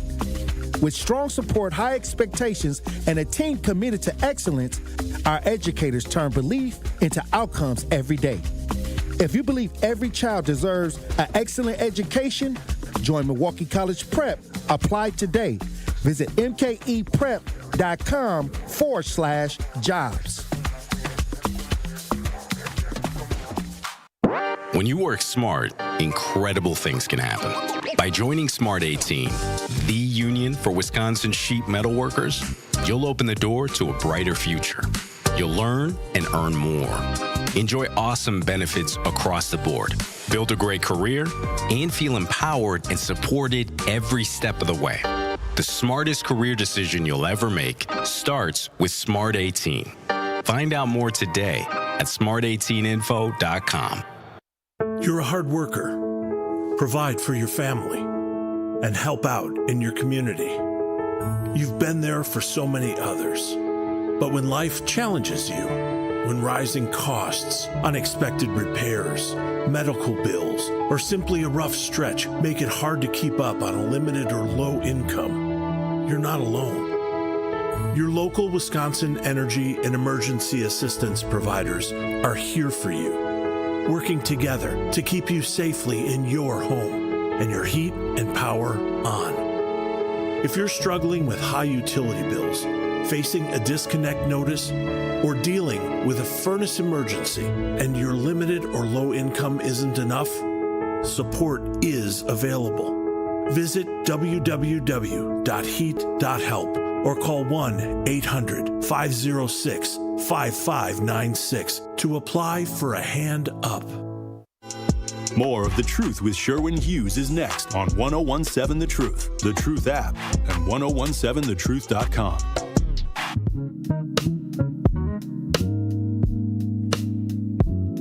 Join me every Friday at 11 a.m. for the Milwaukee Experience with me, Sherwin Hughes, presented by Visit Milwaukee. Milwaukee is a city that knows how to celebrate, where the calendar is packed with festivals and the plates are piled high with the flavors. Here in Milwaukee, every street leads to something worth savoring. It's a place that welcomes you with open arms and joy is shared. The Milwaukee Experience every Friday at 11 a.m. exclusively on The Truth with Sherwin Hughes, presented by Visit Milwaukee. Who said this? I gotta go back to the YouTube chat. Somebody acting a fool. Alfonso said, Mr. Mahdi said, anything under an hour, she's not calling you back, period. What kind of women are you involved with? Most women do not want to have sex for an hour, dude. And it does not take that long if you know what the hell you're doing. So but you have a very unusual history, sir. No offense. An hour? That's too long. Hell yeah, that's too long. And here's the thing. Okay, so let me humor you for a moment, sir. An hour. Then she calls me back. Now I got to do it again for another hour? No, especially because I know that women treat men like men treat jobs. The job you got right now ain't necessarily the one that you want forever. It's just the one that you got right now that's paying the bills. You're going to climb that ladder and get the best job you possibly can. Women look at us like that. A woman can just wait at the finish line for a man. She ain't got to be with us through the struggles. Now, some women do, but most of them regret it. I'm going to be with this man till forever. Then he gets successful, then he leaves her. But they look at us the way that we look at jobs. Oh, this is my job that I have right now. I mean, it's getting me by, but this ain't the one that I want. Some women are like, I can get a better man than this. And why wouldn't a woman want the best man she can possibly get? They leave lesser men for better men or to be by themselves or something. Women usually don't step down when they leave one relationship. We as men sometimes step down. That's something that I don't think a lot of women understand. So if a man is going to, you know how the second wife is not as attractive as the first one, but that should tell women something, that it's not about looks. Bad analogy coming your way. Small dogs are often the worst behaved because they're small and nobody corrects their behavior. I should not be comparing people to dogs, but a lot of people love dogs. So some people are dogs. Now I got all these damn phone calls now. We got them riled up. Who is anonymous? I don't know if you get to call anonymously. Who is this anonymous? Sherwin. Uh-oh. Sherwin, look, don't be talking about us older women. I'm in my 50s, and I last about 2 or 3 hours. But that's because I got a 44-year-old. So what? That's too long, Anonymous. I feel bad for you. I feel bad for you. No. That was it. No, don't feel bad for me. I'm okay. Oh, and she hung up. 2 or 3 hours? That guy is taking, Viagra. Adam, you're on 101.7 The Truth. How are you? I'm great for an old guy. I just want to ask you, did you see that script, that news broadcast when Tiger Woods got arrested? Yeah, I saw it. Did you hear what he said? No, what did he say? The cop was asking him some kind to come over here. I was just talking with the president. Isn't that a great name dropper? Oh, yeah, the guy who don't like black people. The guy who said he'd rather be born something else, don't call him no black. Yes. That's hurt me to see somebody like that in the position he's in. What they do, they give a few of us example of how good it could be. That's to trap the rest of us. And a lot of people think because he friendly with Tiger Woods and got a couple of rappers out of jail, he's over here with black people. But the whole thing about it, that's the entrapment right there. You're right. Mm-hmm. And Bob, one more thing about Bob. I done told you this before. I'm way older than Bob. Because I told you my age before. Yes, you have. Yeah. And Bob acts like he's 900 years old. He sure does. And I talk like I'm only 600 years old. Oh, that's true. You do talk like you're a couple hundred years younger than Bob. That's right. Yeah, that's why I'm saying it. That's all I got to say for now. And I still listen to you every day. I don't have to call you. I can listen to them, and I listen to a lot of mistakes you make, too. Now I'm going to say bye on that. Hold. What you mean mistakes? That's a lot of them I've heard. Lots of them. Name one. Name one, man. I'm going to say this. This is a quote from the Bible. Oh yeah. Acts.